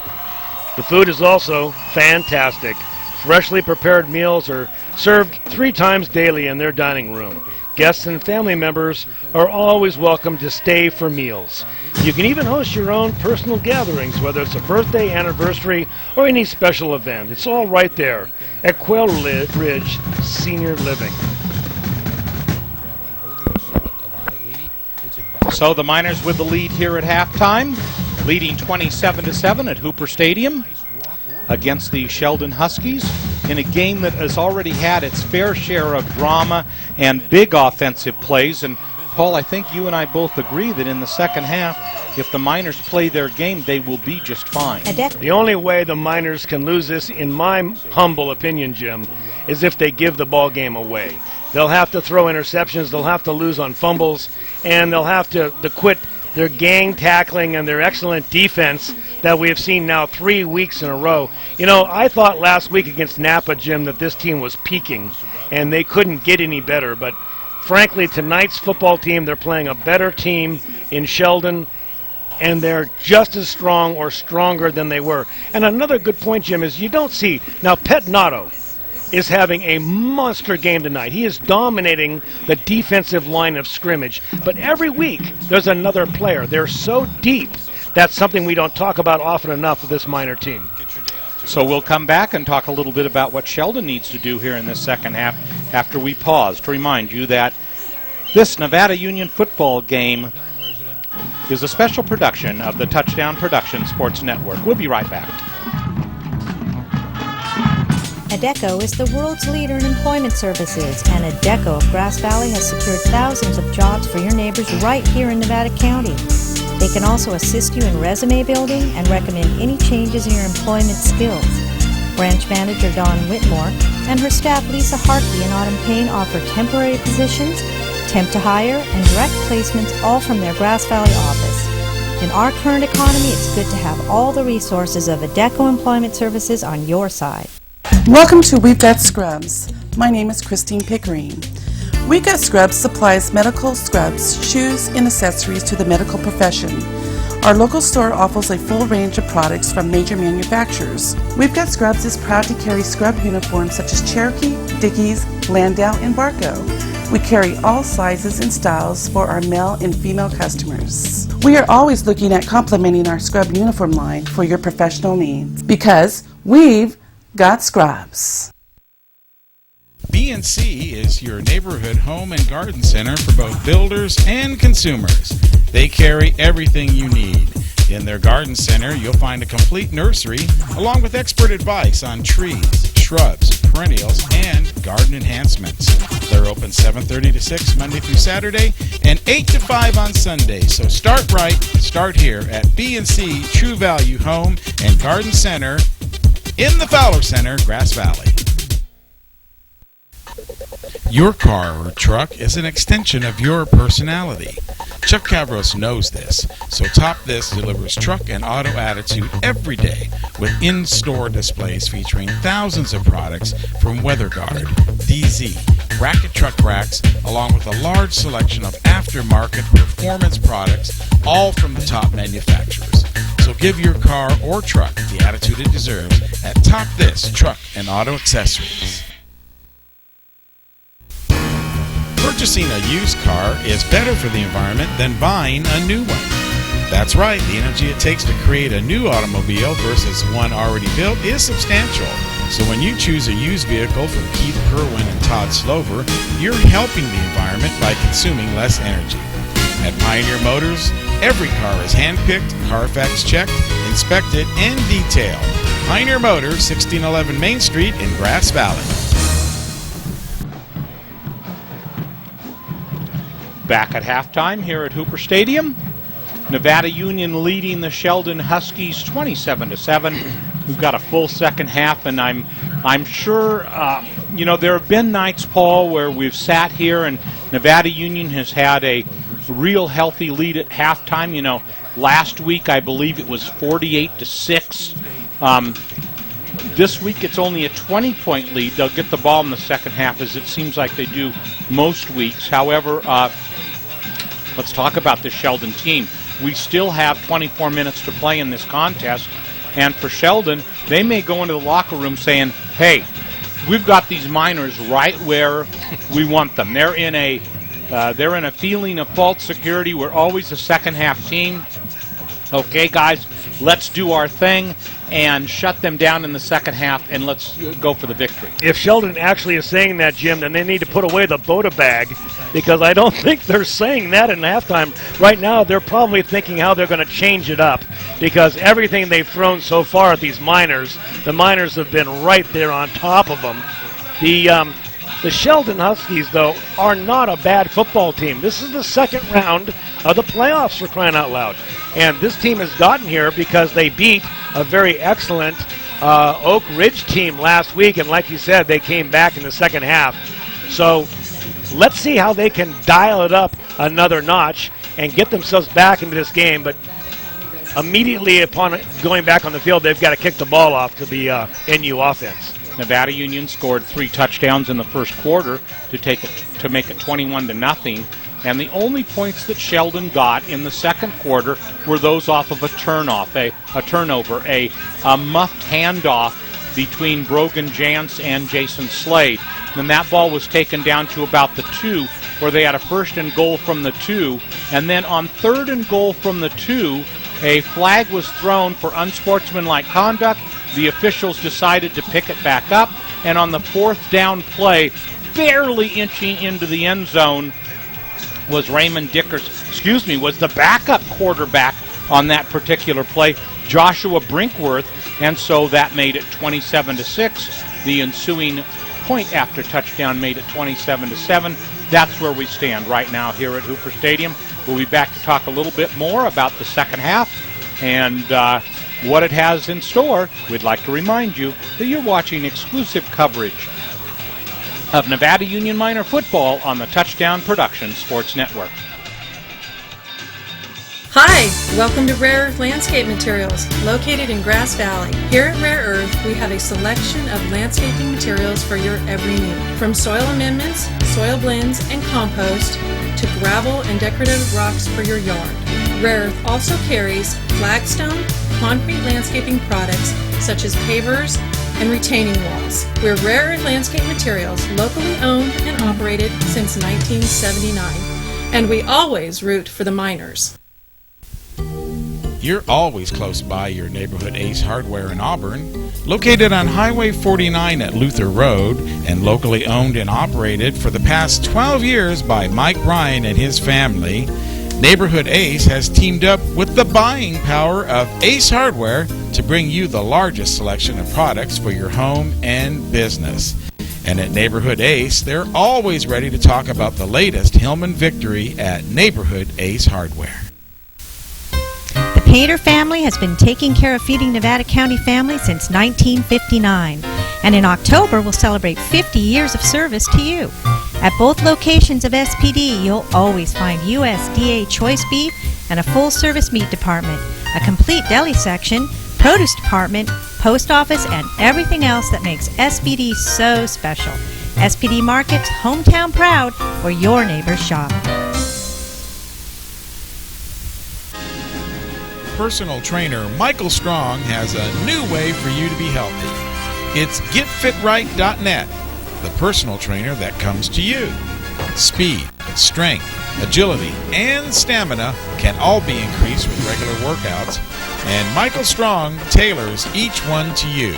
So be healthy with the help of Michael Strong and GetFitRight.net. Woo! In Grass Valley. Bob and Kurt Pinkham have been serving your carpet needs in Grass Valley since 1977. That's over 50 years of experience. Their new 3,500 square foot showroom is stuffed with the latest designs in carpet, vinyl, hardwood, and ceramic tile flooring products from all the top manufacturers. With many products in stock in their huge 3,500 square foot warehouse. It's Bob's Discount Carpet in Grass Valley. The Hauser family reminds you if it's round, rubber, and it rolls, then you're sure to find it at Plaza Tire and Auto Service. From regular car and truck tires to small specialty tires for your trailers and golf carts, you can trust Plaza Tire has the tire for you. They stake their reputations on it every day. Plaza Tire and Auto Service. Auto repair done on your schedule, not theirs, in Penn Valley, Nevada City, and in Colfax. So back here live at Hooper Stadium, we're going to be ready in a few minutes for the opening kickoff to start the second half, and we'd like to remind you that this is also being sponsored by Touchdown Productions, now in our 13th season of presenting only the best in local sports television. Jim Adams with you, again with Paul Brown, saying thanks for tuning in, and join us next Saturday at 8 o'clock. We're hoping to be with you. Jim Adams with Paul Brown and Michael Strong. Miners would take on, there's one of two scenarios. They would either take on Vacaville, which is the number 2 seeded team in Vacaville, or if Pleasant Grove upsets Vacaville, Pleasant Grove would come to Hooper Stadium, and we would have another home game. So the 7-3 Pleasant Grove team will play the 9-1 Vacaville team tonight, as we're playing. They are too. The winner of that game will face the winner of this Nevada Union Sheldon game, and if Nevada Union wins and Pleasant Grove wins, that game will be back here at Hooper Stadium next Friday night at 7 o'clock. If Nevada Union wins and Vacaville wins, then we will be in Vacaville tomorrow night at 7 o'clock. So it'll be interesting to see how this turns out. If Sheldon can come back and win in the second half, they would go on the road against whoever won the Pleasant Grove versus Vacaville game. So we'll have to see how this plays out. Then on Saturday, tune in to Marty Mortensen and Rick Caravelli of the Placer Hillman Go to Lincoln.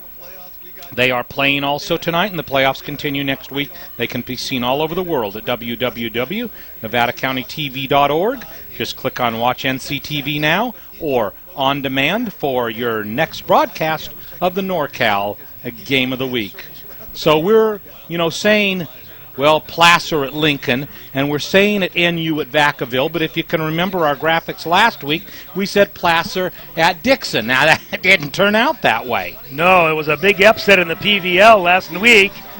Dixon going down here as we see the team returning to the field, and Placer would appear to be in the driver's seat with Dixon being cleared out of the way. We will try to get you a score before the end of this game. Marty Mortensen is on the play-by-play tonight at the Placer Stadium. And once again, we will try to find out a score out of Gil Dominguez. And so we have a halftime score, and that is Placer leads 24-3. So there you go. Placer leads by 21. Nevada Union leads by 20. Both Foothills teams not in bad shape. But Nevada Union, I think, Paul, I think you said it well. Nevada Union will take the ball. Now, who knows what Sheldon will do, but I'm sure that they're saying, guys, we're a second-half team. Let's make it happen here in the second half. When they come out here for the second half, will they, they've got nothing to lose. Absolutely. Will they do an onside kick or will they kick deep? Now, you might think, well, that's ridiculous for you to be thinking that way, but I would imagine they're going to play some pretty desperate football now. The word desperate comes into my thinking too, Jim. They really don't have the option of slugging it out. They've got 20 points to recover from. Now, this team averages 27 points a game. That's the Sheldon team. So they need to score their average just to tie this ball game back up again. And they're going to be doing it against a very, very good NU defense that has proven itself tonight. Outstanding players so far tonight. Jim Adams, what do you think? I got to say either Niederberger or Pettinato. They've both been monsters out there. Niederberger, when he's touched the ball, has done a good job. Defensively, he's had another sack. Pettinato, big plays over the middle offensively, and defensively in the backfield, he's been a menace for the Huskies all night. So, I just at halftime, the Bill Slade and Sons Trucking Player of the Game Award, we'll be giving you that at the end of tonight's game. I've got to say, early returns are Pettinato or Niederberger. So, but we'll see. We've got 24 minutes to play. The Miners have to be focused, and a good team takes this game to the barn. Absolutely true. You don't think for 1 second that Coach Humphers is writing this game off and getting on the bus already. That ain't happening. Coach Humphers knows that anything can happen here, and he can give this football game away. If he just plays his game, good ball control, good execution, which is Humphers-style football, it'll get it done. Well, and last week we saw the scenario where the second string played almost the whole second half. I don't think we're going to see that tonight, Paul. I think that Dave may play this game to a finality. He may want to try and make a statement, Jim, and it would be easy to do that if he gets another touchdown up. Let's say, for example, if he was to take the kickoff now, drive the field, and turn this game into a 34-7 game, well, now we're talking route. And he's going to make a statement to the rest of the league. He mentioned to us, very interestingly, Jim, that he thought that this team was one of his best teams ever, and it had a chance perhaps to go to a bowl game this year, which would be very exciting for the Nevada City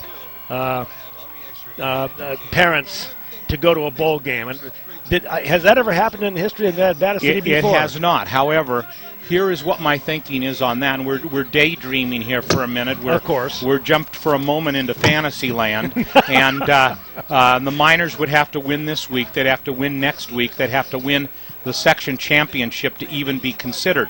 Let me take it a step further and say that they would probably need to win convincingly, and in order for them to be selected, a very prestigious award, a shot at the California Bowl in Carson, California, the third weekend in December, just before Christmas.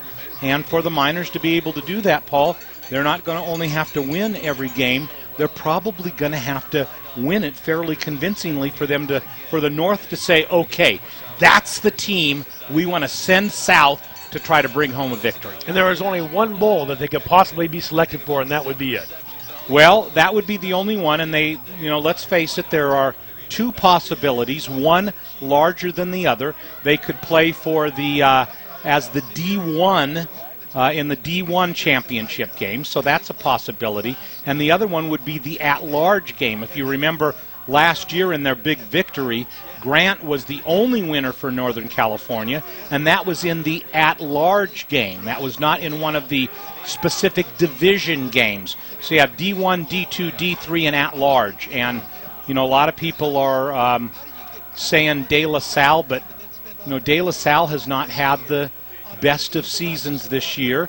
In addition to that, De La Salle has played the last 2 years, and if I can say this, played a little bit miserably. So how it will play itself out, we don't know, but we're really thinking ahead of ourselves. Those are possible scenarios, but for the moment, the Miners have 24 minutes in which to make a positive statement and to emerge victorious from this contest. Michael Strong, you down there on the field? Yeah, guys, just want to give you a quick update. At halftime, Pleasant Grove is up 21-14 on Vacaville right now, and Vacaville coming in as the number 2 seed in the playoffs. So the winner of that game will decide where Nevada Union goes for next week's game. If Pleasant Grove wins, they'll be at home again, and if Vacaville wins, they'll be traveling there to play them. Wow, that would be big news if Pleasant Grove could knock off number 2 seeded Vacaville. Jim, we'll keep a close eye on that game. Michael, maybe what you could do is, I don't know where that score came from, but wherever it came from, maybe you can update us a little bit on the evening as this game continues. And I actually got it from one of the managers from Nevada Union who's been texting back and forth to another person who is down in that area. So I'll have to stay close to her and keep asking her every 5 minutes on what the score is. Is that Katie? I'm not sure which one it was because I was standing with Eric Niederberger and they came up and told us. I believe it was the one that's standing right now, pointing at you. I see 2 standing right now. So we'll have to see what happens. Michael, try to keep us updated on that. And then there's a penalty flag on the field. Unsportsmanlike conduct. Who's that going to be against? It would be for returning late, perhaps, to the field. Well, that would have to be Sheldon. It would have to be Sheldon. So we'll see how that plays out. I'm pretty sure that's what it is. In this crazy world of CIF officiating, I guess it would have to be that. So what does that mean? That means the chances of and they take it 15 yards. That means the chances of an onside kick may be pretty slender, but boy, Nevada Union needs to be ready for that. They can't have that happen even a second time tonight. But this should be an interesting return for the Miners. They hypothetically should have good field position to start the second half. Well, so far tonight we have not seen a very good kicking game by the punter or to kick off from Sheldon tonight. In fact, we've seen some terrible punts. Eduardo Gonzalez out to kick. He sure did one good kickoff. That onside kick worked perfectly. And that one is line drive deep. Oh, but a good return for Nevada Union. Here's Chris Beertemple. Does not hand off to Duncan Chappell. So he comes this near side. Let's see what kind of blocking he gets. And he gets good blocking, but is tripped up as he goes past Justin Fike. Good trip there. It was a trip. It wasn't a legitimate tackle. Christian Dickerson getting it for Sheldon.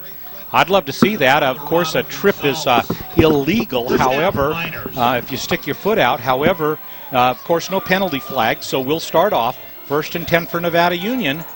And let's see what the Miners can bring here in this third quarter. A pivotal series for the Miners. Jance has Niederberger in motion and gives it to Niederberger, trying to find a hole. Gets to about the 48-yard line. Nice second effort for what should be a 5-yard gain. They only get 4. And we saw the Miners mix it up quite well, Jim. I do have a replay here. Let's take a look. And this is the play we saw last week against Slow it Napa. down. No, that was a good tackle. It was a good tackle. So a 2nd and 5. Back to pass. Hoskins stays in blocking. Out there is Niederberger. He's got it. Touchdown, Miners! And again, and Brogan Jans looks back at the referee to see if there's a penalty flag, and fortunately there is none. But what we've got is Niederberger and fries and a Coke. This guy is a combo that we cannot believe 2 weeks in a row. He is doing the job. Well, and you know, I had his name in Petinato, so he makes the first statement of the second half. Maloney in for the extra point. He gets that one up. Nice kick. It is good. So it took the Miners 47 seconds to start here in the third quarter, and they take the lead to 34-7. And you know, that was just too easy, Jim. Niederberger was all by himself. There was some good play fakes into the line. It was play action, but when Jans comes up and looks to his right, there's Niederberger all by himself, 5 links away from any defender, just lobs the ball in there. Did you see how intelligent, though, Niederberger was? And here's the Bill Sladen Sons scoreboard. Miners strike first here in the third quarter, 34-7. Did you see how smart Niederberger was? The ball was a little bit underthrown. It was. He slowed down and said, I want to take this in stride, pulled it right on in, and then accelerated for the touchdown. Stopped and made the catch first, which is what a good receiver does, and then found himself into the end zone. Yep. I can't believe, though, what Brogan Jans did on that play. After the ball was a touchdown, he stopped, looked back at the referee, and scanned the field for flags, and only then did he come off the field to the Nevada Union sideline. Paranoia or fact? So here's Maloney in again to kick off for the Miners.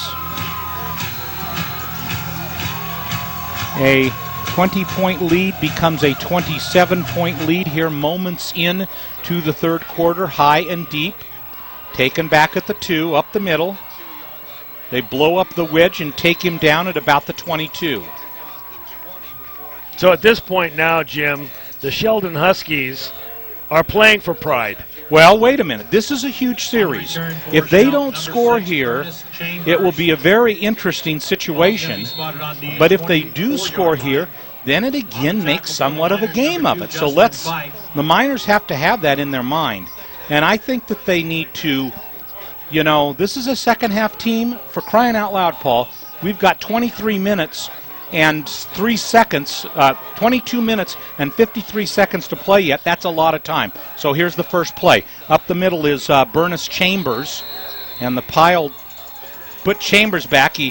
Beer Temple gets slugged in the back of the head, and tell me this one isn't going to be against Sheldon. One of the Sheldon players hit Beer Temple right in the back of the head. Maybe they'll pick up this flag. We'll have to see what happens. They're still coxing down. Yeah, they're still talking about it. And you can see. Oh, they're going to call something. Bernice Chambers. And they are going to call, I think, a personal foul. Well, they're still talking. There's still time to pick it up.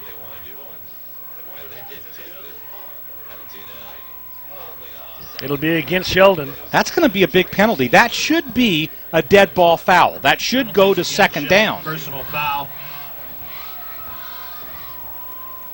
Well, when teams get lopsided like this and scorers get lopsided, that's when we start hearing and seeing things that shouldn't happen. These are seniors that are playing in perhaps their last game, Jim, and emotions are going to fly. Okay, let's see if that's a dead ball foul. That should be second down. It was after the play, and they are. It is second down.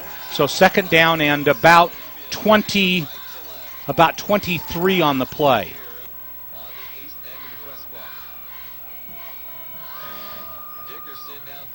And so Dickerson looks like he's changing the call at the line of scrimmage. Back to pass, no rush by Nevada Union, and there's a pass over into the flat, but an excellent play by Nevada Union. A very short gain on the play. On the reception for Sheldon, number 84. I can't tell who made the tackle out on the flat. Stop for the Miners, number I'm waiting to look at a number here. So Winiger in on the tackle. Mansell Simons in on the reception, the tight end, and that'll bring up a 3rd down and 16. So the Miners need to defend aggressively here. Back to pass. You can see which guy he's going for, and he gets right to the line of scrimmage and then heaves it way downfield. Miner turns around. It'll be really short. Very poorly thrown ball. That'll bring up 4th down and 16, and you'd have to think that Sheldon will be in a position to punt here. And pending an error by Nevada Union, they have picked up the momentum right where they left off in the first half. You know, Raymond Dickerson had an opportunity there. He did have a receiver out there. He just didn't have the arm to get it out there. He had to throw it maybe 45, maybe closer to 50 yards in the air. Just didn't have the elbow to make that throw. And because of it, they're back to punt now. Beer Temple deep, Niederberger deep. Let's see what happens here. Most of the punts have been of the shorter variety, and that one is not. And the Miners need to get out of the way of this. Justin Fike right there, but the great field position. They are at the 43 of Sheldon. Yeah, the punting game for Sheldon has been pretty shabby tonight. That's the kind of punt you punt when you're inside the 40-yard line. You want it to die on the goal line.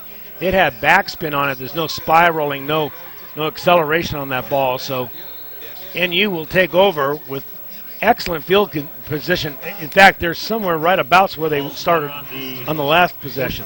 3-yard line. Adam Myers checks in for Nevada Union. 9:53 to go. Oh, bad snap.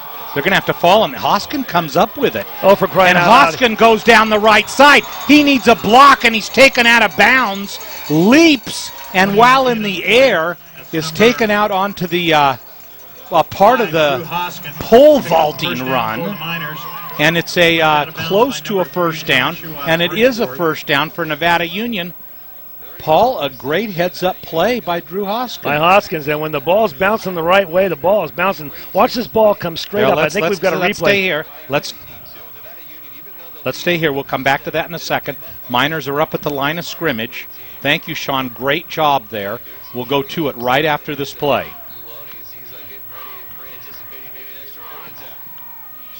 First down. Niederberger again. The big truck heading towards first down territory. Picks up about 6 on the play. And let's watch this heads-up play by Drew Hoskin. Okay, so the ball bounces right back up when things are going well. It goes to the ground, and watch that bounce. Bang. He had it to 2 ends to grab, and then he follows his leading blocker. the blocking.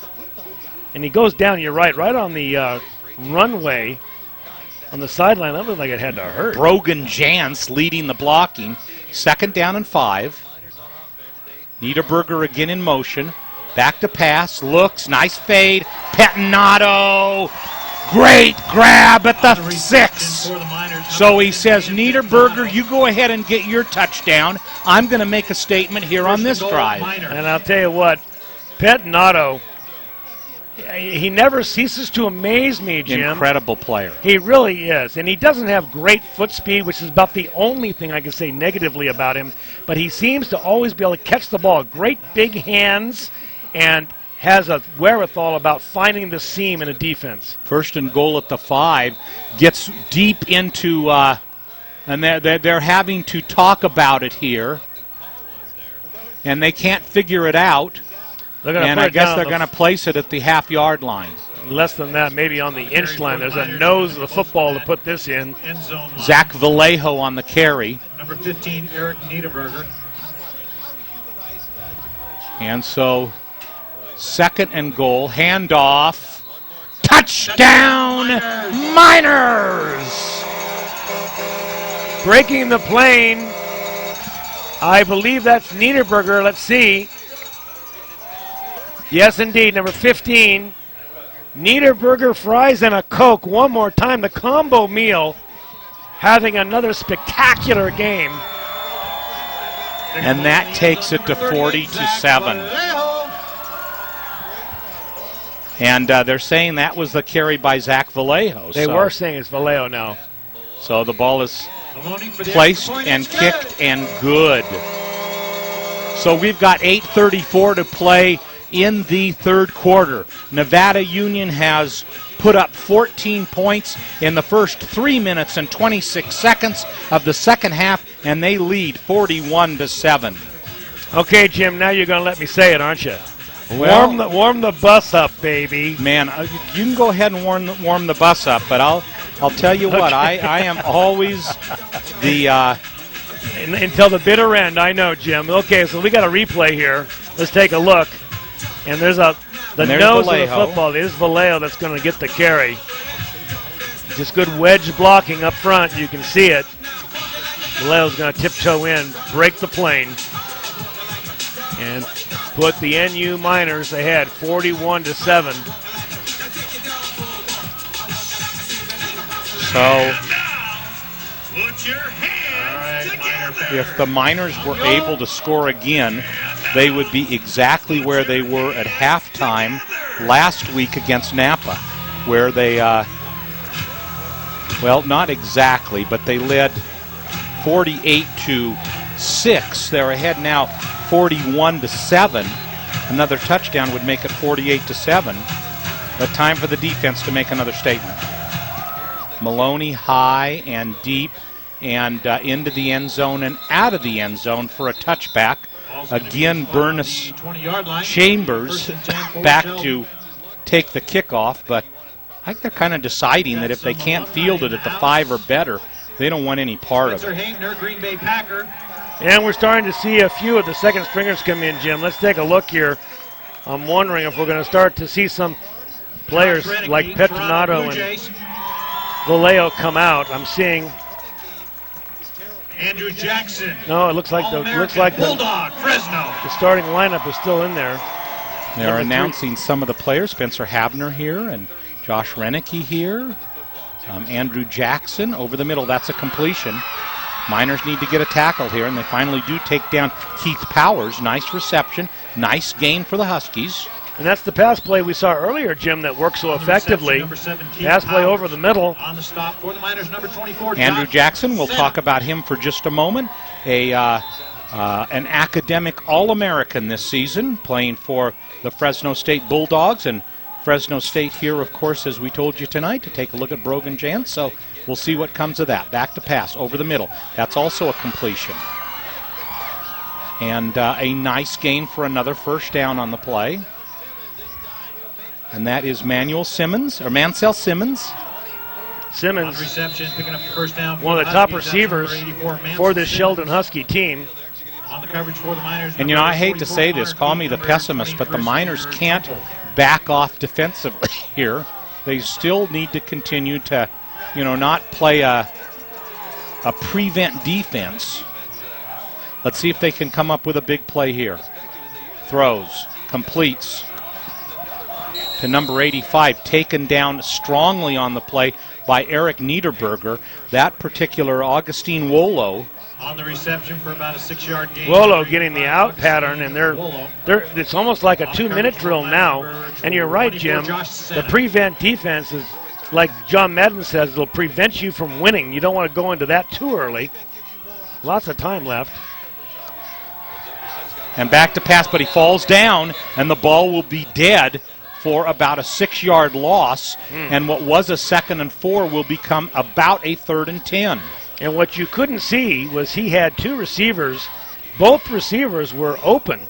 He had some field to work with. He just fell a little bit of a damp field, and when you start taping your shoes up like Raymond Dickerson has, you lose your cleats. I can't believe that's got something to do with it. 3rd and 10, back to pass. Here comes the rush. Sidesteps one, but taken down on the play. Again, a nice play by Eric Niederberger, by Dan Pettinato. Taking him down for the sack, number 10, Dan Pettinato. So Pettinato gets another sack, and that's going to be 4th down and 13. And, Paul, let's watch this play carefully if they go into punt formation. It appears and that they will. Yep, they're going to punt it away. The up man is Joshua Brinkworth.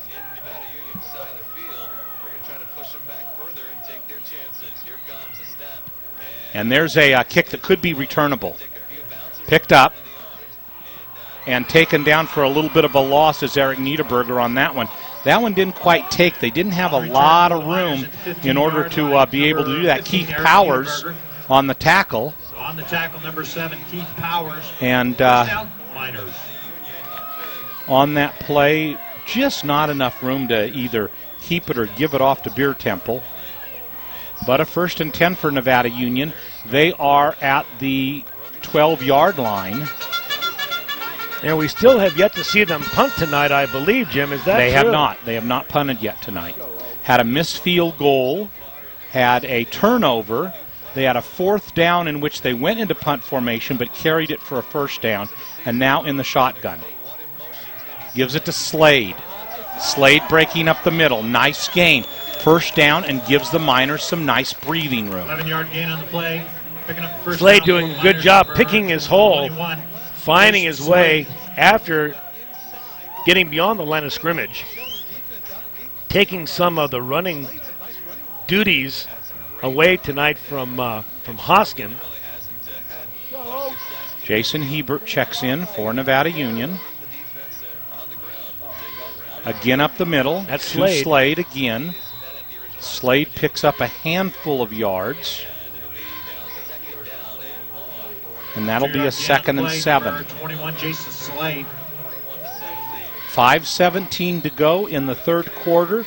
Nevada Union prevailing here at Hooper Stadium, 41-7. Sheldon being hailed as a second-half team. Haven't seen it yet so far. And here comes Drew Hoskin. Needs to get one more block. And he waits for that block, patiently gets it, and runs for a 1st down. On the carry for the Leading the Miners, way number was 5, Cody Long. Hoskin. And Hoskin making something, Jim, out of not much going on. When he got around the corner here, it didn't look like he had all that much room, certainly not enough for a 1st down, and did it on his own. And if you watched it, Drew put his hand on Cody and said, okay, man, I'm going to use you here. Let me just decide where I want you to go. And that got him the 1st down yardage. So the Miners, who started at the 12, have gone up to their own 40, another 1st down. Niederberger in motion, but hand up the middle. Nice gain for Nevada Union again. Continues to rush for more yardage, close to a 1st down.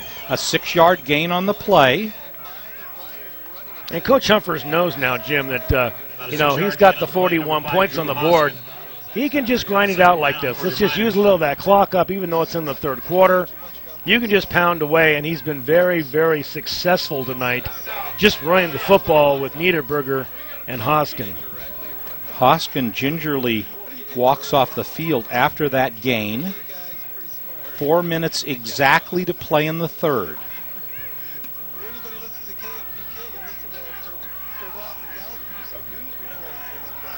And Brogan's going to take a timeout here. Jim, actually, the center moved the football. This is going to be a penalty against Nevada Union. Did a flag fly? It did. It flew on the outside. And what happened was he came over the ball, and just as Brogan pulled away, he actually semi-snapped the ball. I think you're going to see some kind of a penalty against NU. Well, and let's see what they're going to do here. They're deciding whether the timeout came before or after the motion. I think you're right, though, Paul. I think it came before. I think the timeout came after the motion had occurred. But up to the officials to sort this one out.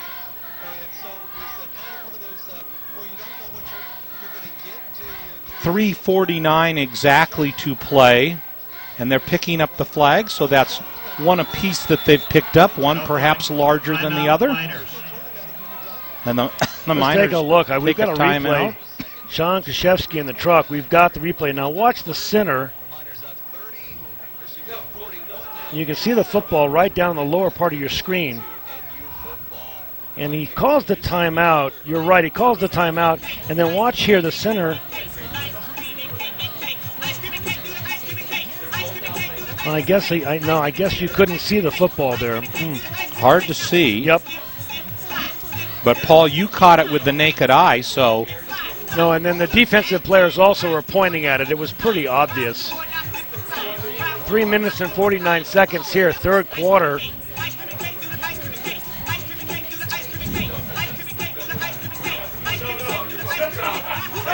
Okay.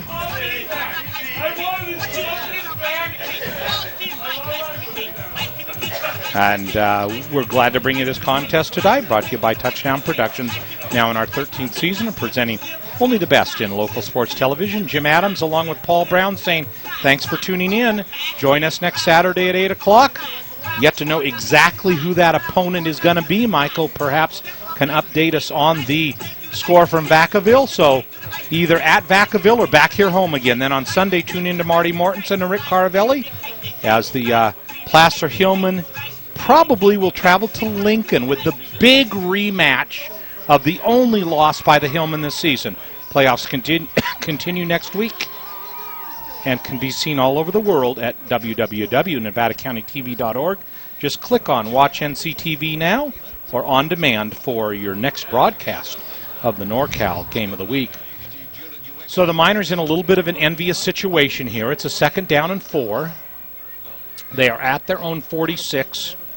Started this drive at the 12 and have had a succession of good gains on the play. And Dave Humphers now comes back out on the field, and he's again talking to the officials.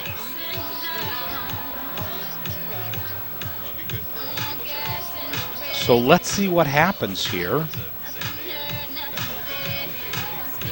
Let's get a shot, guys, of Dave Humphers talking. There you see Dave in the middle of your screen, kind of a common picture of Dave this season in a huddle with officials trying to sort things out.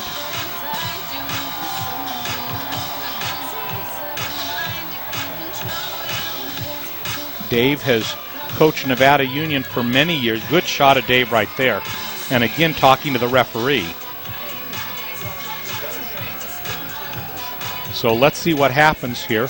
It's supposed to be a 2nd down and 4, and I believe that's, well, now they're talking to two of the captains, one from Sheldon and one from Nevada Union. They're having a little huddle with Brian Gates of Sheldon and Brogan Jantz. And so it's a 2nd down and 4. Niederberger in motion, but instead he stays back to block. Jans wants to pass. He's trying to get away. Now he has to backtrack a great deal and throws a ball which is incomplete. Probably fortunate that it was incomplete. Had Niederberger over there, but Eric couldn't quite get it, and that's going to be a 3rd down and 4 now for the Miners. Yeah, hovering over Eric was Brian Gates, number 66, the offensive lineman, who stayed at home and was ready to just crunch him had he received that football. But once again, let's take a look at it. We got a replay, and we get to enjoy the scrambling world of Brogan Jantz. First the play goes left, then Brogan, and Brogan never gives it up. That's just Brogan. He doesn't want to give it up. He's more likely to take a loss. And the Miners fumble the ball, and that'll be another turnover to Sheldon. So 2 fumbles for the Miners tonight and 2 turnovers. And Sheldon has something to celebrate on the sidelines. The fans desperately looking for something to revel in, and they do have a turnover. They'll take the ball on about the 43-yard line. Miners had 1st down yardage, but instead come on defensively. 3:30 to go in the 3rd quarter. 41-7 lead. Back to passes Dickerson, throws over the middle, and that's incomplete. And I'm sure there's going to be a penalty on that one against Nevada Union, but no flags fly yet. You know, actually that's a good tackle, Jim, because there's no way that defender can know whether he caught that football or not. He has the responsibility of putting that receiver on the ground. And that ups the ante just a little. Niederberger actually clapping, and Justin Fike telling the fans over on the Sheldon side to bring it up a notch, and there's the Miners on the field extolling their fans to be a little louder. It gets a big cheer. Bottom line, 2nd and 10. And watch for this game to take a right-hand turn, perhaps, after that play. Giovanni Dixon near side. Back to pass. Over the middle. Receipt. And it's complete. That's number 81. That's Jordan Escorcia. That's Jordan Escorcia. And now suddenly there's a little spirit in this contest. You hear some cheering coming over from the Sheldon sideline. 3:17 to go, and the clock is moving. The Huskies are playing for pride here. They're not going to go down without some kind of a struggle. So 1st and 10. Again, another pass. A lot of receivers out there. Now needs to struggle a little. Throws, has a man wide open, hits him in the chest, but it's incomplete. I think that hit him right in the kisser. And Justin Fike had an incredible hit as that ball arrived, and that player probably lost his breath. He is still down on the field. That ball hit him in the chest, Jim, and then came right up and off of his face mask. It was a brilliant pass, actually scrambling. Should have been caught, Paul. Absolutely could have been caught. Raymond Dickerson delivered a strike right in there, and it just didn't have a receiver that could pull it in. And that is number 85, Augustine Wolo. And let's take a look at it here. Augustine Wolo may think he's in Yolo County. Now watch, let's see if we've got it on. Yes, we're going to get it. Now watch it hit right into his chest and then off his face mask. And once he goes down, Fike takes him for a ride. Yeah, maybe his shoulder. He came down hard on that shoulder. They're still attending to him. And there is a good shot of Justin Fike right there. Number 2 for Nevada Union.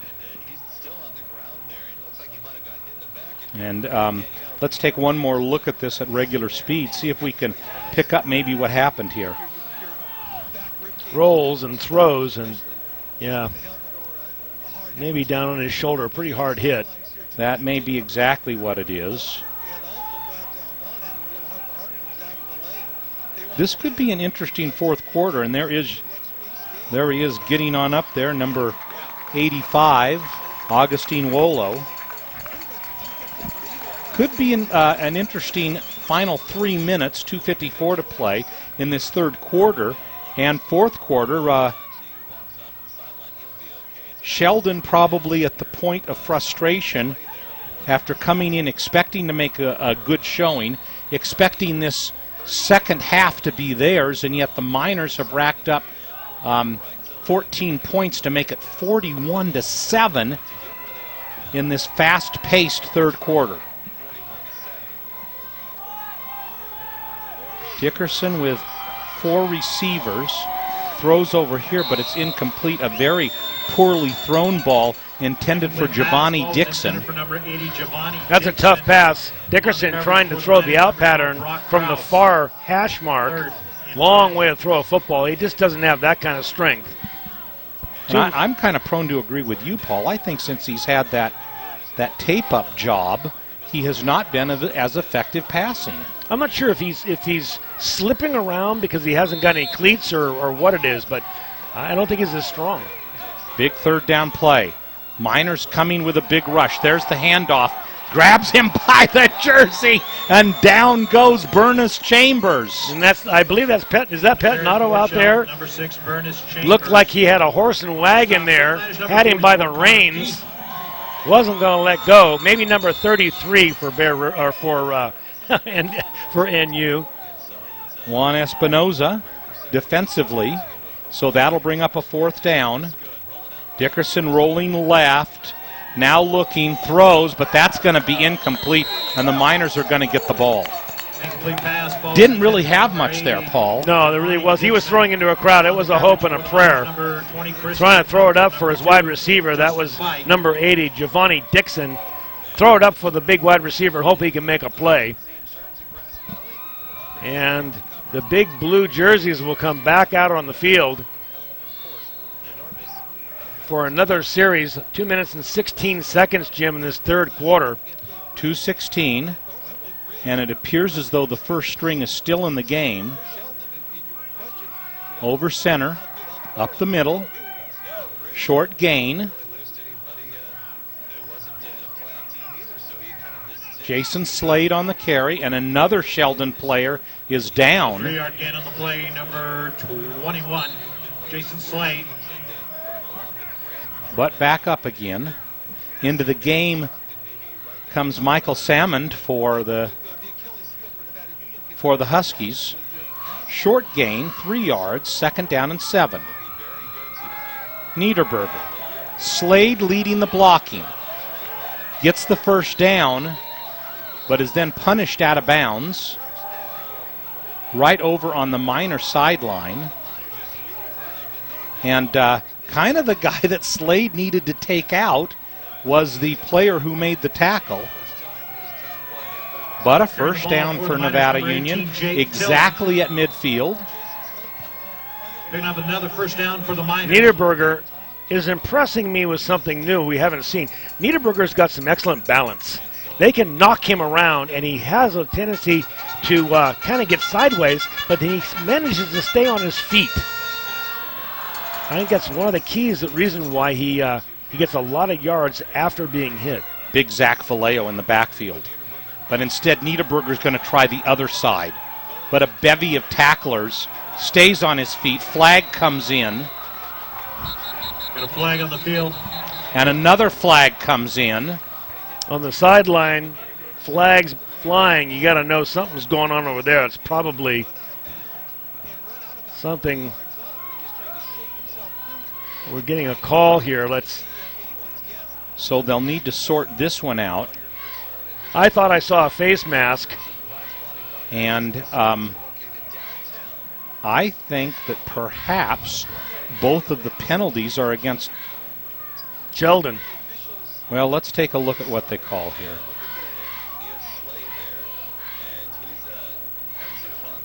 Face mask, you got that one against Nevada Union. And holding or personal foul, they offset, so we're going to play that play over again. Approaching the end of the third quarter, 53 seconds to play, and let's take a look at that play again. Now you'll see the face mask that I saw. Now watch as he comes over around the corner. Now watch, right there, you see the face mask by Niederberger, and then they get over on the sideline, and a little extracurricular going on over there. So 1st and 10. This time it doesn't go to Niederberger. Back to pass. He's going to heave it way down the field for Duncan Chappell, but it's going to be a very rare interception against Brogan Jantz. And Jantz, uncharacteristically, Jim, threw it into coverage. He threw it up in the air, hung it out there a little. Doesn't do that very often. No, you don't see it hardly at all. He usually throws such pinpoint passes, but that one he threw into the defenders. He's trying to do a little bit too much. He knows he may know the scouts are in the stands tonight. Christopher Dickerson with the interception, and so with 38.3 seconds. Raymond Dickerson with a chance to move the ball for Sheldon. And he's back, looking for receivers this side of the field, and throws a very poorly thrown ball incomplete. That one was intended for Keith Powers. Justin Fike right over there defensively. 33 seconds to play in the third quarter. And I would have to say that if the score stays the way that it is, Paul, Nevada Union has to claim a huge third quarter victory here, outscoring an alleged second half team 14-0.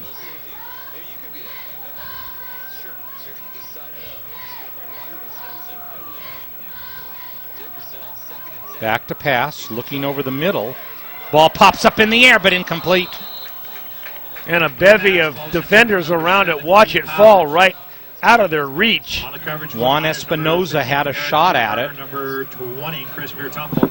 That'll bring up 3rd and 10. Raymond Dickerson is a slinger. He likes to sling that football. He kind of semi-sidearm. Michael, we can hear you down on the sideline. Yeah, guys, give you a little bit of an update. We've got a 21-21 score between Pleasant Grove and Vacaville. we'll try to give you an update on that before the end. Here he is on third down. Dickerson gets a nice gain on the play of about 7 yards. That's going to bring up a 4th down and 3. And the question is, on 4th down and short in this situation, well, we're going to have to wait because the third quarter is about ready to expire, and it has. So the Miners put up 14 points. The Bill Slade and Sons Trucking scoreboard shows the tail of the tape. The Miners outscore Sheldon 14-0 in the third and lead 41-7. And Paul, you kind of have to say, at least at this moment, what happened to that second half reputation? Well, I put the key in the ignition on the bus a long time ago, Jim. You're the one that keeps propping this game up. I think this has been a blowout now when we can almost start talking about next week. You're so right, though. There is one thing for sure, that Coach Humphers probably at this point would like to make a statement. Last week he won decisively, and if you'll recall, they won last week 62-12 over Napa.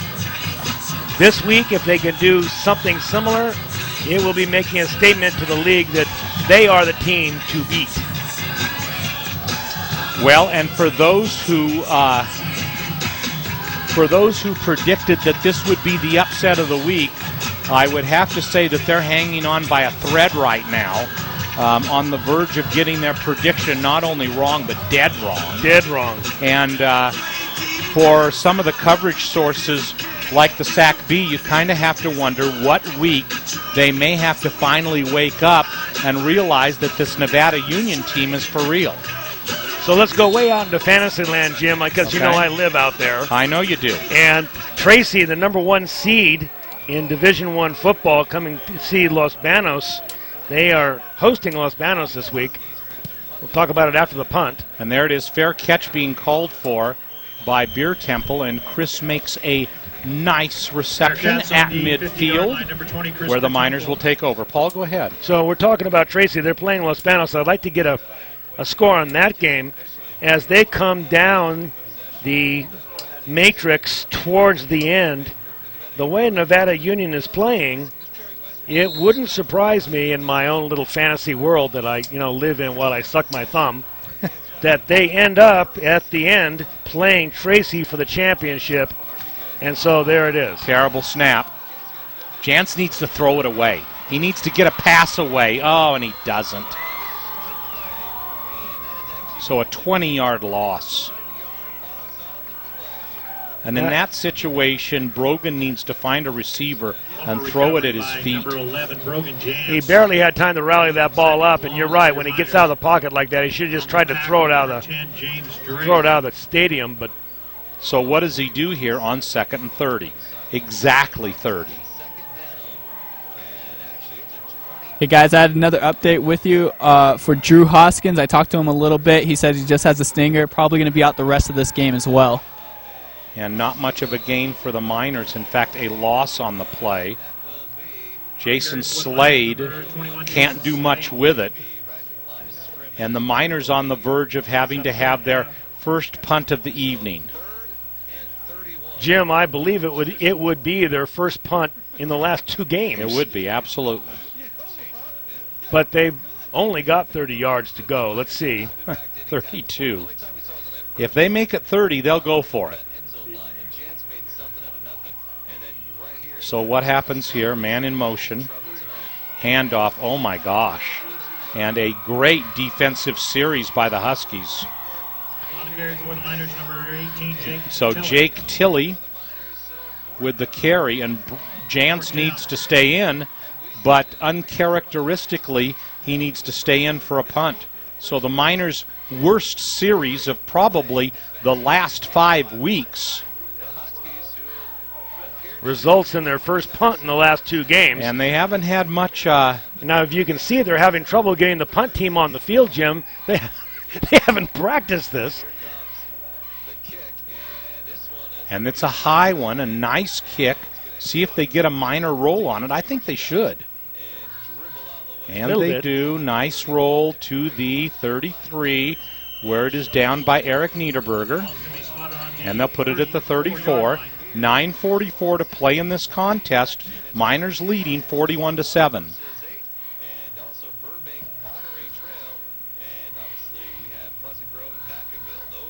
And so let's take a look at this replay right here. Poor Jake Tilley. At least he didn't fumble. Well, but he was met as soon as he received the ball. Joshua Brinkworth put the kiss on him. 1st and 10, 9:44 to play.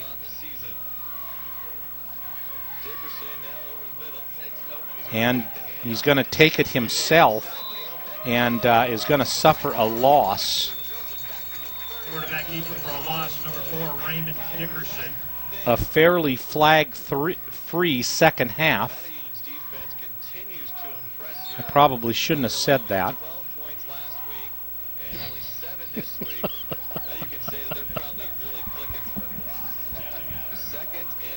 And so a 2nd and 11.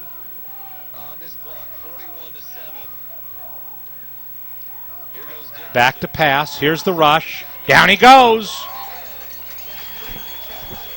And that was a nice play in there by Chad Knight. Quarterback keeper number 4, Raymond Dickerson. On the sack, number 59, Chad Knight. And so that'll be a 3rd down and 14.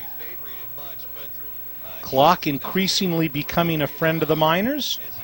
8:42 to play.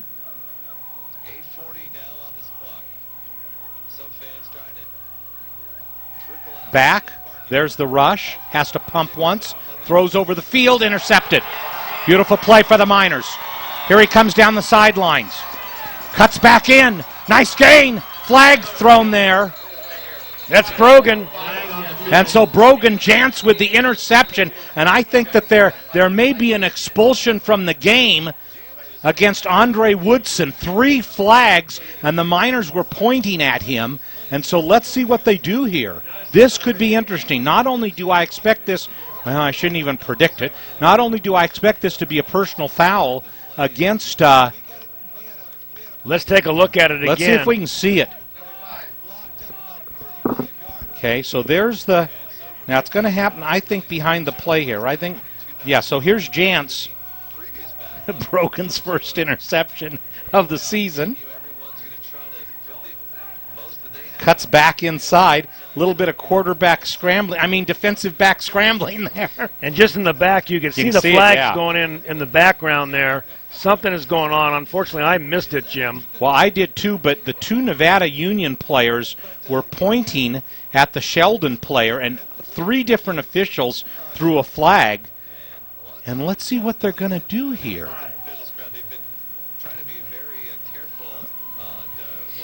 And they're going to march it. They're going to call offsetting penalties, I think, here. And he's got the ball in the wrong spot. And that would be a post-possession foul if it was an illegal block in the back. But he's got the wrong spot. He's got the ball at the 45. The spot of the ball was at the 31. So a little bit of confusion by the officials. Would that be from the spot of the foul, though, Jim? Well, wait a minute. I'm wondering. If it's a block in the back, it would be from the spot of the foul, would it not? Now they're trying to sort it out here. Personal foul against, and he's ejected from the game. So I think the Miners take the ball here. Mm-hmm. And number 5 for Sheldon, Andre Woodson, has been ejected from the game.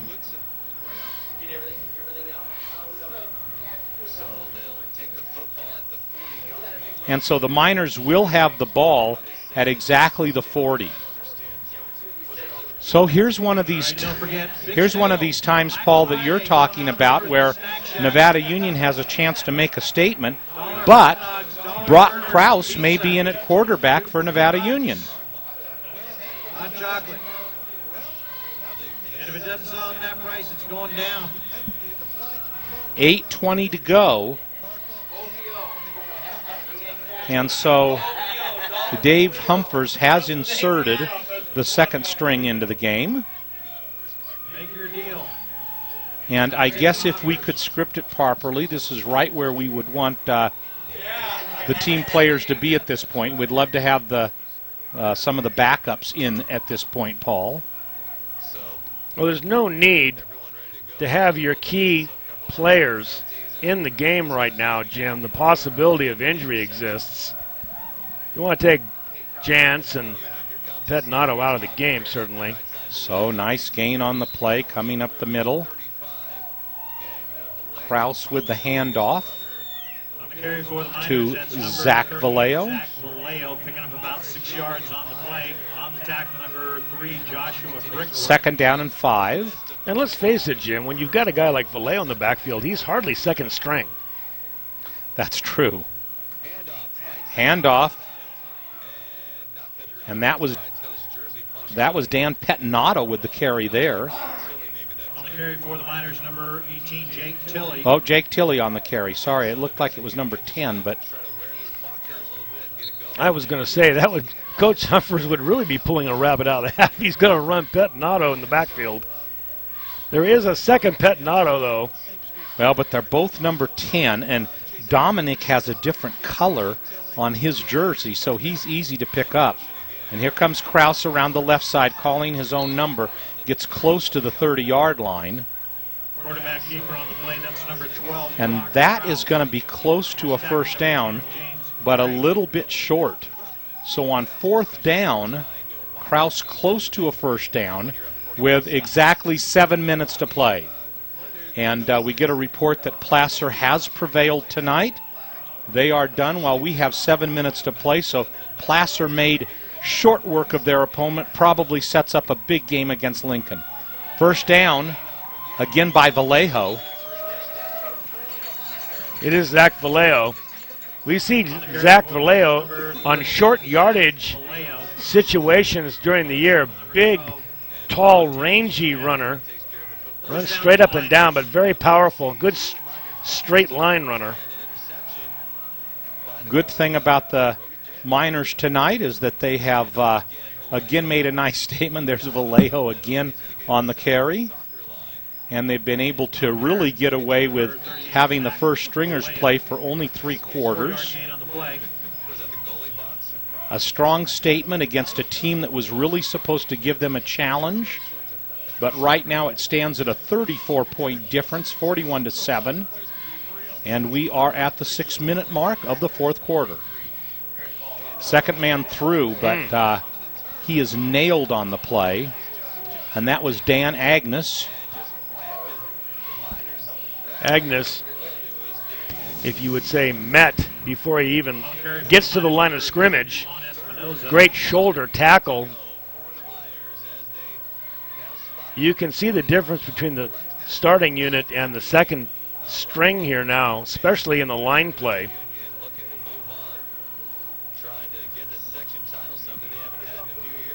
And gives it again to Zach Vallejo, giving Zach a little bit of offensive back time.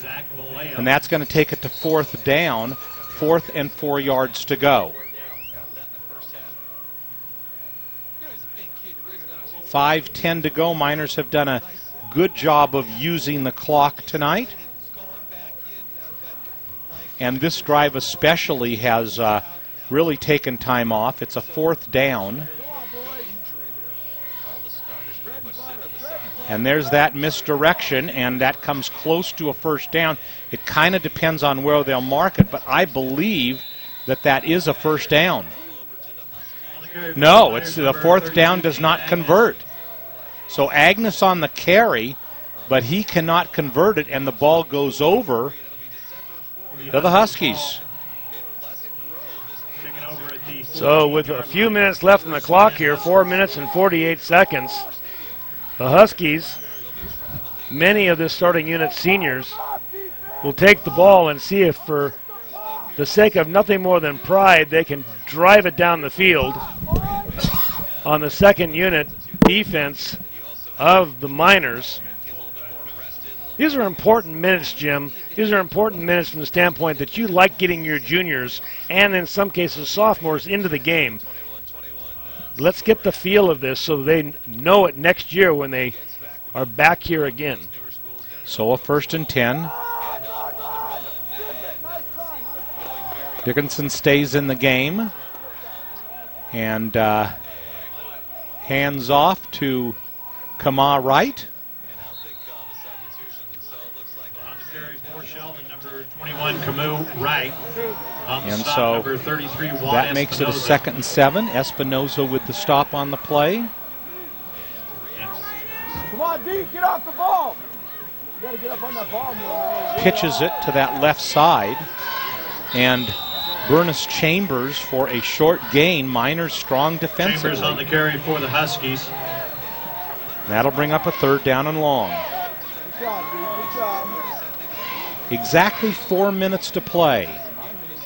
Miners in command, 41-7, really have been since the opening kickoff. Top of your helmet in their chin. You win every time. And on the, I think the 3rd down play will become a 4th down play. Ball at about the 19. That's going to bring up a 4th down and 5. On the carry for Sheldon. And Michael that's number Strong, are you 21, still with Camus us? Wright brings up 4th and 5. Well, not quite there at the moment. I don't see him down there. I'm interested to see what the Pleasant Grove Vacaville game, if he's got any more word on the score of that game. 3:16 to go. 4th down. They'll go for. They'll punt. And there's the block. Miners need to get away from it. Don't give it back to him. We touched it. Maybe did it, right? That was number 44, I believe. Did we get it back? And they're going to give it to the Miners. However, not a real intelligent play by Nevada Union. A number of players thought that that was a live ball. Once it gets beyond the line of scrimmage, it is not. And so they were kind of in there. It could have easily have been a fumble, but instead Nevada Union from the 25, Connor Keith got the block. On the block. And 3:02 to go, and the clock begins to run. Brittany Finnegan, Lauren Pazza, Samantha Jackson. Okay, guys, update for you, 28-28 between Pleasant Grove and Vacaville. Wow. Del Oro, 30-29 over St. Mary's right now. And then in Division 4, Lincoln, who won the championship in the PVL, lost to Sonora. That is a huge upset. Yeah, so next week the Hillmen will not play Lincoln. Next week the Hillmen will play Sonora. And I believe that means that Sonora, grab the bracket if you can find it. I believe that means Sonora has to come to Auburn. I believe you're right there. Sonora going down, or Sonora, the number 4 seed. So 1st and 15 for the Miners. And Dan Agnes with the carry. Gets back the 5-yard penalty and a couple of extra yards. On the carry for the Miners. No, in the PVL, that's huge, Jim. Sonora a 4 seed, Placer a 3 seed. Next week it will be in Auburn. And in that happy world that I live in, perhaps we'll see a change also in that game against Pleasant Grove and Vacaville. We may have 2 home games again. We'll have to wait and see. Be interesting to see, but for right now, Nevada Union is putting the final touches on another convincing victory, leading 41-7, holding the ball, 1:38 to go. It is a 3rd down and 7. The Miners probably 3 plays away from ending this contest. And for Sheldon, for all the hype and for all the trash talk before the game, Nevada Union surely has not allowed Sheldon to show up, Paul. That certainly is true. Getting their only score on a fumble that took them 4 plays to go 1 yard into the end zone. The word decisive, well, I was using those words back at halftime, and that's when you were throttling me back. This game was over at halftime. Unfortunately, Jim, this Nevada Union team, I think, will march its way right on to a section title. We'll just have to see how that goes. And the Miners take a kneel down. That'll bring up 4th down. I believe they will have to take another play. Sheldon does not take it, mercifully, does not take a timeout.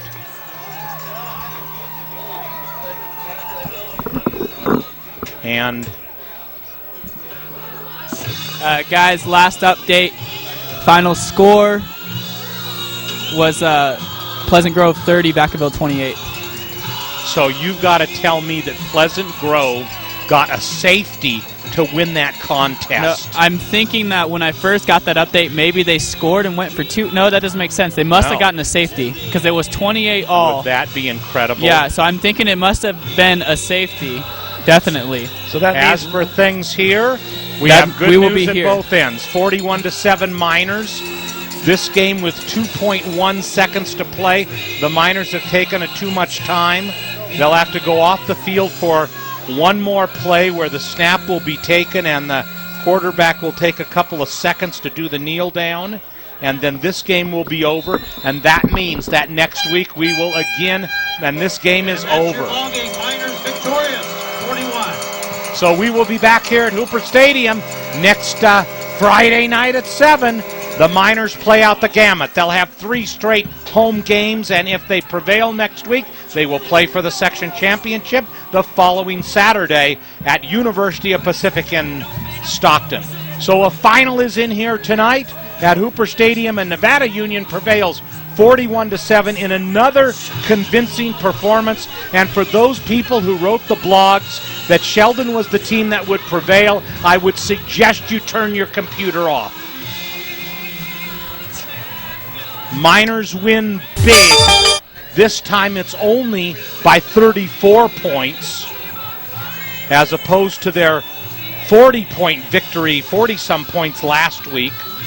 And, you know, Paul, maybe I saw something wrong here, but I didn't see Sheldon put up much opposition again for the Miners. No, the saddest thing was that both stands showed up to see a football game, and unfortunately we didn't see much of a game tonight. Sheldon, from the very beginning, maybe in the first sequence of plays, was never really in this football game. All right, and you can attribute that to an excellent defense by NU and skilled players that continue to get better and better every week. Sheldon taunted as the big second half team. There you see it on the Bill Sladen Sons trucking scoreboard. Look at what they scored in the second half, Paul. 2 goose eggs for the third and the fourth quarter. 0. While Nevada Union puts an exclamation point by scoring 14 points in the third before they insert in some time for some well-deserving subs. And for the Miners, just another week of a declarative victory on their part. 41-7 this time. We'd like to remind you that you're watching exclusive coverage of Nevada Union Miner football. We'll be back with some final words in just a moment. Hi, I'm Larry Ingersoll, Chief Title Officer and Manager of Placer Title in Grass Valley. Welcome to Placer Title's new office at 380 Sierra College Drive, Suite 100, Grass Valley. Placer Title's been in Nevada County since 1995 and has supported all the local athletics and especially minor football. So remember to look for Placer Title at our new home on Lytton Hill near Sierra College at 380 Sierra College Drive, Suite 100, Grass Valley. Welcome to Citizens Bank of Northern California. Hi, I'm Gary Gall, President and CEO. At Citizens Bank, we like to take the mystery out of banking. Started 15 years ago by community leaders, Citizens Bank has grown to 7 branches to serve you. We at Citizens Bank all want to congratulate our sports teams for a job well done. The athletes, coaches, and their families. And we wish you the best of luck in the postseason. Citizens Bank of Northern California. Your community, your bank. Mike Bratton is the neighbor you can count on for your most important insurance decisions, 24 hours a day. The first step begins with a phone call. Hi, I'm Mike Bratton, your good neighbor State Farm agent, and I look forward to hearing from you. Since 1984, my team and I have been educating clients and developing long-term relationships through personalized and professional guidance on their insurance programs. We will put you in the driver's seat and strive to enhance each encounter you have with us. Like a good neighbor, State Farm is there. Chan, Moon, and Kirschbaum welcome you to their Grass Valley location. Using OptiMap technology, Chan, Moon, and Kirschbaum offer complete eye examinations and can treat any eye condition. They then fill your prescription and grind your lenses in-house, offering a wide selection of frames and contacts. Chan, Moon, and Kirschbaum, protecting your most precious gift of sight. 360 Sierra College Drive, Grass Valley. Gold and silver are more important as a part of your investment portfolio more now than ever before. There's inflationary pressures. China alone could push the gold price more than double from $1,000 to $2,000 an ounce. Hi, my name is Jason Hommel and welcome to the JH Mint. Here at the JH Mint we have all sorts of gold and silver. We have about 200 ounces of gold. We have about 20,000 ounces of silver or more in stock. We also assay or scrap gold jewelry and placer gold, and we will be here for all of your gold and silver investing needs Monday through Friday, 10 a.m. to 5 p.m. So the decision is in from Hooper Stadium, and it is a positive one. Miners win 41-7. Paul, Nevada Union player of the game. Well, you know, there's a number of players that you can always say are the player of the game, and we batted around a few names. Brogan Jantz's name, of course. Offensively and defensively tonight. And defensively. And, you know, we can also say Niederberger having another huge game, and he is one of the players that is peaking right now and certainly has been putting on a show for us. But when it comes right down to it, Dan Pettinato, he had 2 touchdowns tonight, getting open and getting hit by Brogan Jantz on the passes, and defensively on the other side of the ball, even more dominating, constantly in the backfield, getting tackles, not letting anybody get around that right end. We're going to give it to Big Dan, our pet, Dan Pettinato. So number 10, Dan Pettinato, player of the game. We'll be back with some final comments in just a moment. You're watching exclusive coverage of Nevada Union Miner football on the Touchdown Production Sports Network. Adecco is the world's leader in employment services, and Adecco of Grass Valley has secured thousands of jobs for your neighbors right here in Nevada County. They can also assist you in resume building and recommend any changes in your employment skills. Branch Manager Dawn Whitmore and her staff Lisa Harkey and Autumn Payne offer temporary positions, temp to hire, and direct placements, all from their Grass Valley office. In our current economy, it's good to have all the resources of Adecco Employment Services on your side. Welcome to We've Got Scrubs. My name is Christine Pickering. We've Got Scrubs supplies medical scrubs, shoes, and accessories to the medical profession. Our local store offers a full range of products from major manufacturers. We've Got Scrubs is proud to carry scrub uniforms such as Cherokee, Dickies, Landau, and Barco. We carry all sizes and styles for our male and female customers. We are always looking at complementing our scrub uniform line for your professional needs, because we've got scrubs. BNC is your neighborhood home and garden center for both builders and consumers. They carry everything you need. In their garden center, you'll find a complete nursery along with expert advice on trees, shrubs, perennials, and garden enhancements. They're open 7:30 to 6 Monday through Saturday and 8 to 5 on Sunday. So start right, start here at BNC True Value Home and Garden Center in the Fowler Center, Grass Valley. Your car or truck is an extension of your personality. Chuck Cavros knows this, so Top This delivers truck and auto attitude every day with in-store displays featuring thousands of products from WeatherGuard, DZ, bracket truck racks, along with a large selection of aftermarket performance products, all from the top manufacturers. So give your car or truck the attitude it deserves at Top This Truck and Auto Accessories. Purchasing a used car is better for the environment than buying a new one. That's right, the energy it takes to create a new automobile versus one already built is substantial. So when you choose a used vehicle from Keith Kerwin and Todd Slover, you're helping the environment by consuming less energy. At Pioneer Motors, every car is handpicked, Carfax checked, inspected, and detailed. Pioneer Motors, 1611 Main Street in Grass Valley. And we'd like to remind you that Tonight's Game of the Week has been brought to you by Quail Ridge Senior Living. Life is good at Quail Ridge Senior Living. 84 apartments really feel like home, with 1- and 2-bedroom apartments, each with kitchenettes, a private bath, and individual climate control to assure your comfort. And at Quail Ridge, the food is fantastic. Freshly prepared meals served 3 times daily in their dining room. Guests and family members always welcome to stay for meals, and you can even host your own personal gatherings. Whether it's a birthday or anniversary, special events are embraced at Quail Ridge Senior Living. Hi, welcome to Rare Earth Landscape Materials, located in Grass Valley. Here at Rare Earth, we have a selection of landscaping materials for your every need. From soil amendments, soil blends, and compost, to gravel and decorative rocks for your yard.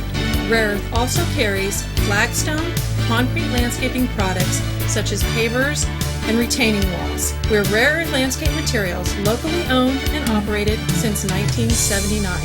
And we always root for the miners. You're always close by your neighborhood Ace Hardware in Auburn, located on Highway 49 at Luther Road, and locally owned and operated for the past 12 years by Mike Ryan and his family. Neighborhood Ace has teamed up with the buying power of Ace Hardware to bring you the largest selection of products for your home and business. And at Neighborhood Ace, they're always ready to talk about the latest Hillman victory at Neighborhood Ace Hardware. The Painter family has been taking care of feeding Nevada County families since 1959, and in October will celebrate 50 years of service to you. At both locations of SPD, you'll always find USDA choice beef and a full-service meat department, a complete deli section, produce department, post office, and everything else that makes SPD so special. SPD Markets, hometown proud, where your neighbors shop. Personal trainer Michael Strong has a new way for you to be healthy. It's GetFitRight.net, the personal trainer that comes to you. Speed, strength, agility, and stamina can all be increased with regular workouts, and Michael Strong tailors each one to you. So be healthy with the help of Michael Strong and GetFitRight.net. Woo! in Grass Valley. Bob and Kurt Pinkham have been serving your carpet needs in Grass Valley since 1977. That's over 50 years of experience. Their new 3,500 square foot showroom is stuffed with the latest designs in carpet, vinyl, hardwood, and ceramic tile flooring products from all the top manufacturers, with many products in stock in their huge 3,500 square foot warehouse. It's Bob's Discount Carpet in Grass Valley.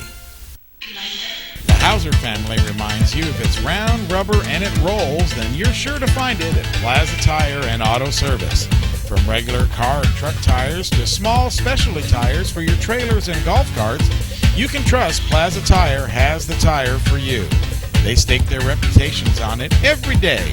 Plaza Tire and Auto Service. Auto repair done on your schedule, not theirs, in Penn Valley, Nevada City, and in Colfax.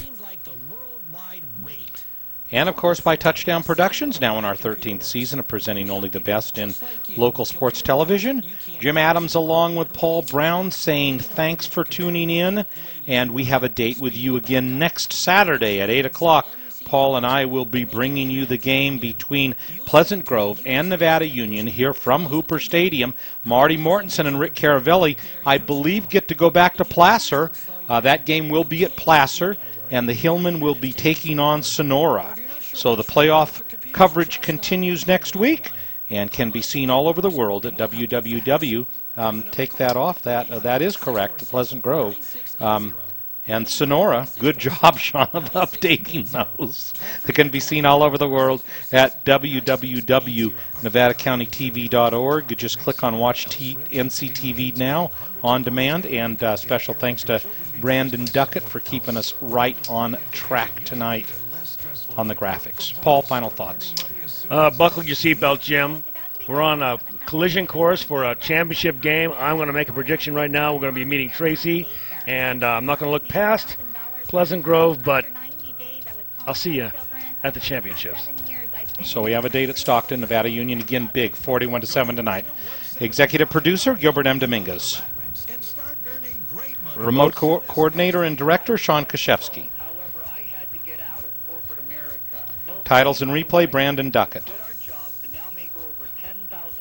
Announcers, Jim Adams, Paul Brown, Michael Strong. Oh, we got Michael in the next slide. On-field reporter, Michael Strong.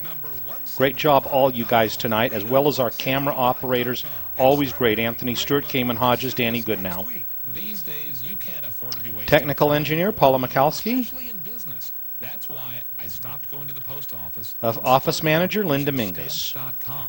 Now I print real US Remote facilities by Commander 3, Commander Maintenance by Plaza Tire and Auto.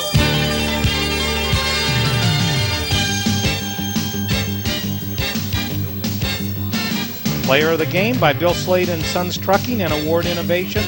Sportswear by DK In Stitches. What's your sign? Touchdown Finances by Cinto Graciano, LLP.